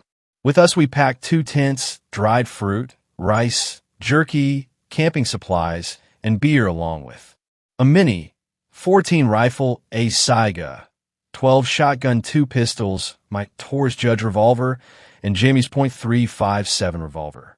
We packed all of this into my battered BMW station wagon, with me being the driver. Stopping at a car park, we loaded up our gear on our backs and began going deep into the forest. The first day was uneventful. Preston found a good clearing for us to settle at. We set down our gear and set up the tents while Preston got to work with the cook fire. I was always good at setting up tents, so this wasn't a problem for me. Within 20 minutes, we had set up the basics of camp. I cracked open a beer and sat next to Preston, who had created a roaring fire. I smiled at him. I'm going to miss you, man. I patted his back. Me too. Let's enjoy this, he responded. Jamie and Mark were carrying on, exploring the surrounding area. At the time, I could have sworn I saw a pair of green eyes and antlers looking at me. I would come to regret not asking Preston in the coming days. I try to forget as we sat down to dinner that night. Campfire curry, a mix of curry spices, frozen chicken we brought and prepared, and a few vegetables, along with a small pot of rice. As it was the first night, we ate all of our perishables. It was tasty for sure. Then, like we were kids once again, we roasted marshmallows and made s'mores. It was truly a very fun time, for sure. If only it would have lasted. That night was uneventful as well. I slept like a baby, and Preston, whom I shared a tent with, didn't seem to be bothered at all. The next morning, we packed up camp and decided to head south towards a large river with the intent of spending a few nights riverside. As we were in the remote wilderness, I handed Preston my Mini 14, and I myself carried the Saiga 12. Slugs and buckshot alternated in its 10-round magazine.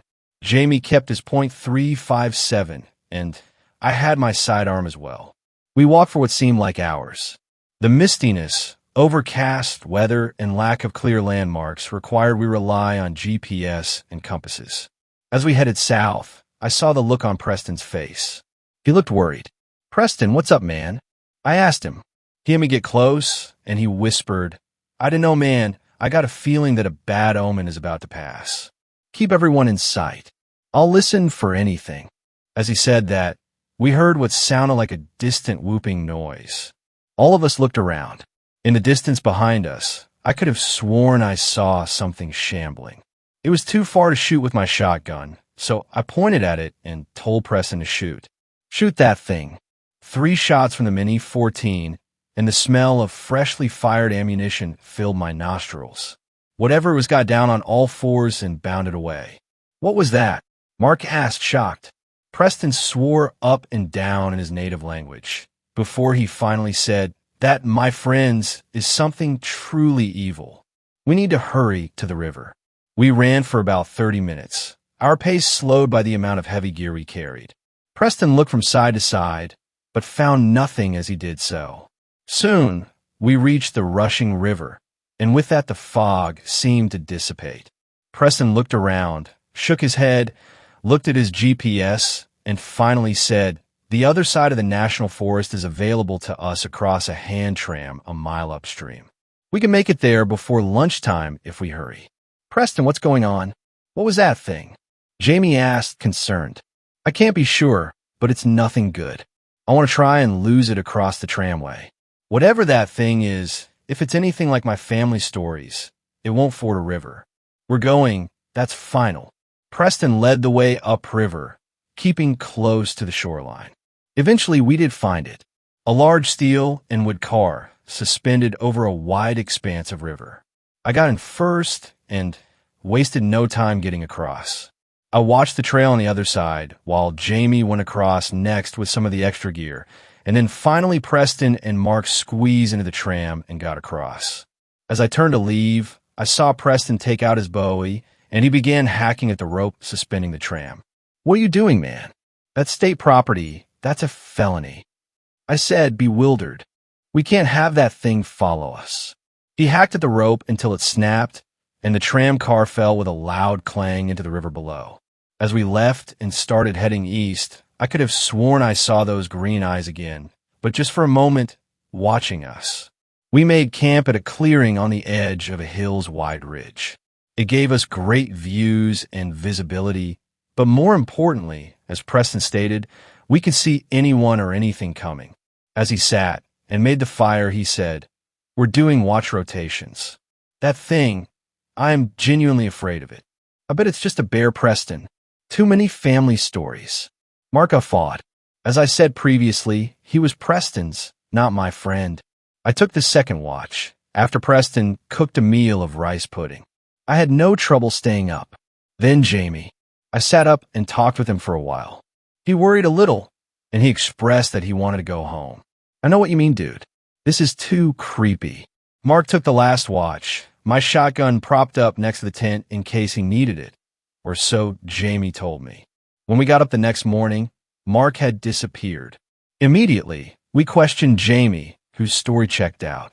He saw Mark up and watching. We waited, Preston reigniting the few vapors.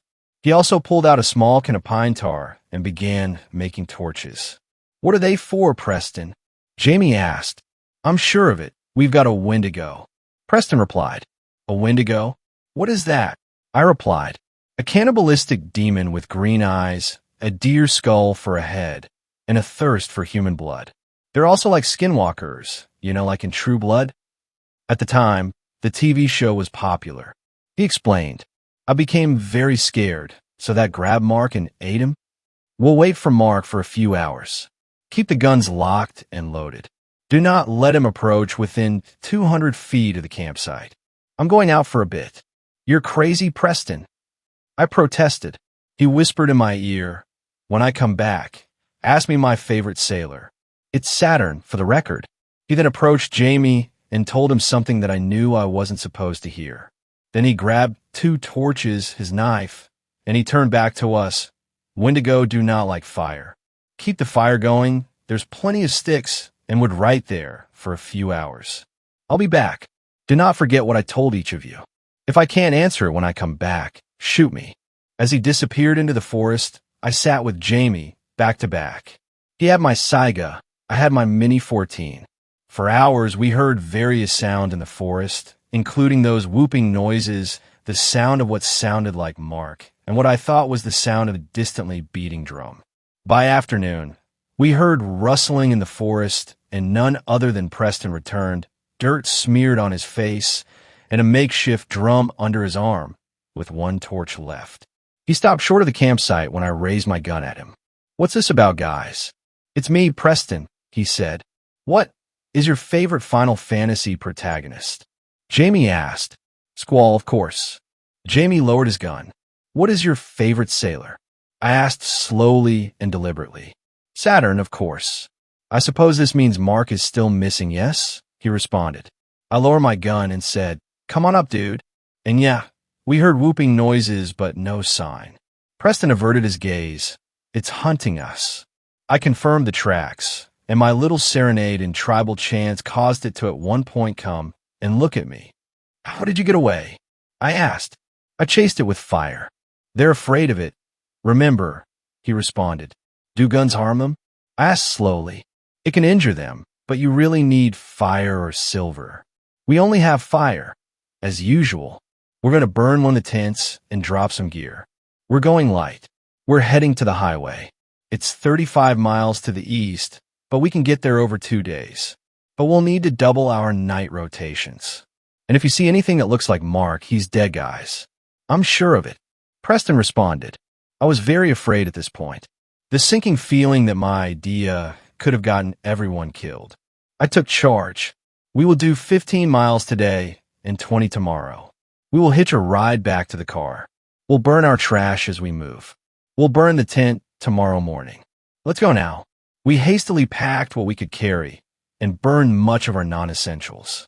We hurried throughout the afternoon and early evening, running when we could and walking as quickly as we could. The whooping call continued to seem to follow us at a distance. I didn't, however, see antlers or green eyes when I looked back. Eventually, we found a clearing that was decently sized, had good visibility, and sticks. We hastily gathered firewood, all staying as a group, and we pitched camp. That dinner was cold jerky and dried fruit. Preston was unwilling to attract attention from smells, but he did create several pine tar torches and set them at the outskirts. We didn't say a word, but me and Preston took the first watch. Then Jamie and Preston, then me and Jamie. This continued every 2 hours until the daytime. As day broke, we heard screaming. Mark's voice came from the woods, crying for help. Preston shook his head. It got him. We can't do anything about it. We burned that tent and continued traveling throughout the day. I could see it today, though. It didn't bother to hide itself by noon. The Wendigo was about 7 feet tall. Its limbs were blackened, 2 glowing green eyes set into a deer skull with antlers. Soft whooping noises. It kept its distance. I pulled my revolver and aimed at it about 250 feet away. Firing, I hit in the chest. It barely flinched. The thing turned and stared at me. Preston began to shout at it aggressively in his native language. It stopped, tilted its head, and then responded to him. I asked him, "What the hell did he say to you?" I asked him what he did with Mark. He responded, "Who's that?" Preston then grabbed my Mini 14 and fired repeatedly at him. This abomination seemed to get annoyed. I followed up with a well-placed slug to the chest from my Saiga. It howled in pain and dashed away into the woods. We better run, I think. I remarked to the group. We ran for a good 20 minutes when suddenly, in a clearing ahead of us, was a human silhouette. Naked, filthy. Guys, it's me. You gotta take me back. I escaped that thing and have been running from it for the last day. It was Mark. I pointed my Saiga at Mark. What happened to your clothes, Mark? Yeah. And if you're Mark, tell us the name of the school we went to. Preston said. He pointed the rifle at his head. Come on, guys, don't play around. It's me. I'm cold. I'm hungry and I want to go home, he protested.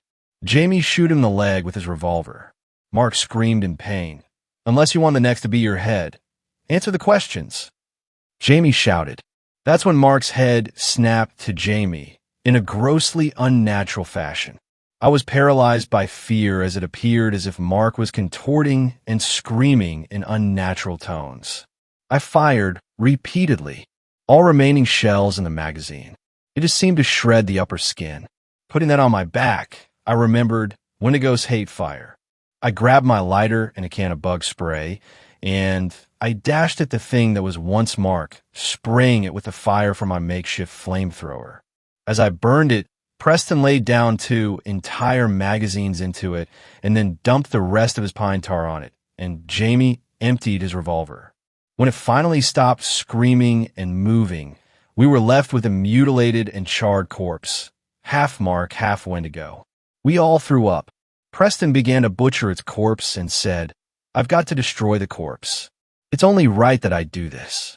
For an hour, Preston burned and cut up the corpse, then cut the heart out. He put it in a plastic bag and then shoved it into his jacket. It took us another few hours to reach the highway. Preston sat and began to cry on the sidewalk as Jamie kept a hitchhiker thumb out. I sat next to him and asked, "What are you going to do with the heart?" "I have to take it to the reservation. My elders have to know these things are still out there. And we need to protect those from these monsters. He clenched his fist. "I'll wipe them out by myself if I have to." For Mark. By evening, a sympathetic farmer stopped and let us ride his bed into town. From there, I paid for a cheap motel room, where we breathed a few sighs of relief. The next day, we returned to my car. Thankfully, it started, and we left the area around the forest easily. I didn't talk to Preston for several weeks after that. He eventually showed up at my house during the summer and asked my father if he could stay the night. At the time, I still was living at home. My dad obliged. Preston told me that the elders were shocked and told him that they'd amass a party and take care of it. They came back with the skull of 2 Wendigos and 6 hearts. They also found scraps of Mark's t-shirt, surrounded by a pile of decaying gore. To this day, Preston, Jamie, and me have had a pact to never tell anyone about the horror we witnessed. I only break this pact now, years later, and because we can safely say that this is behind us for the present.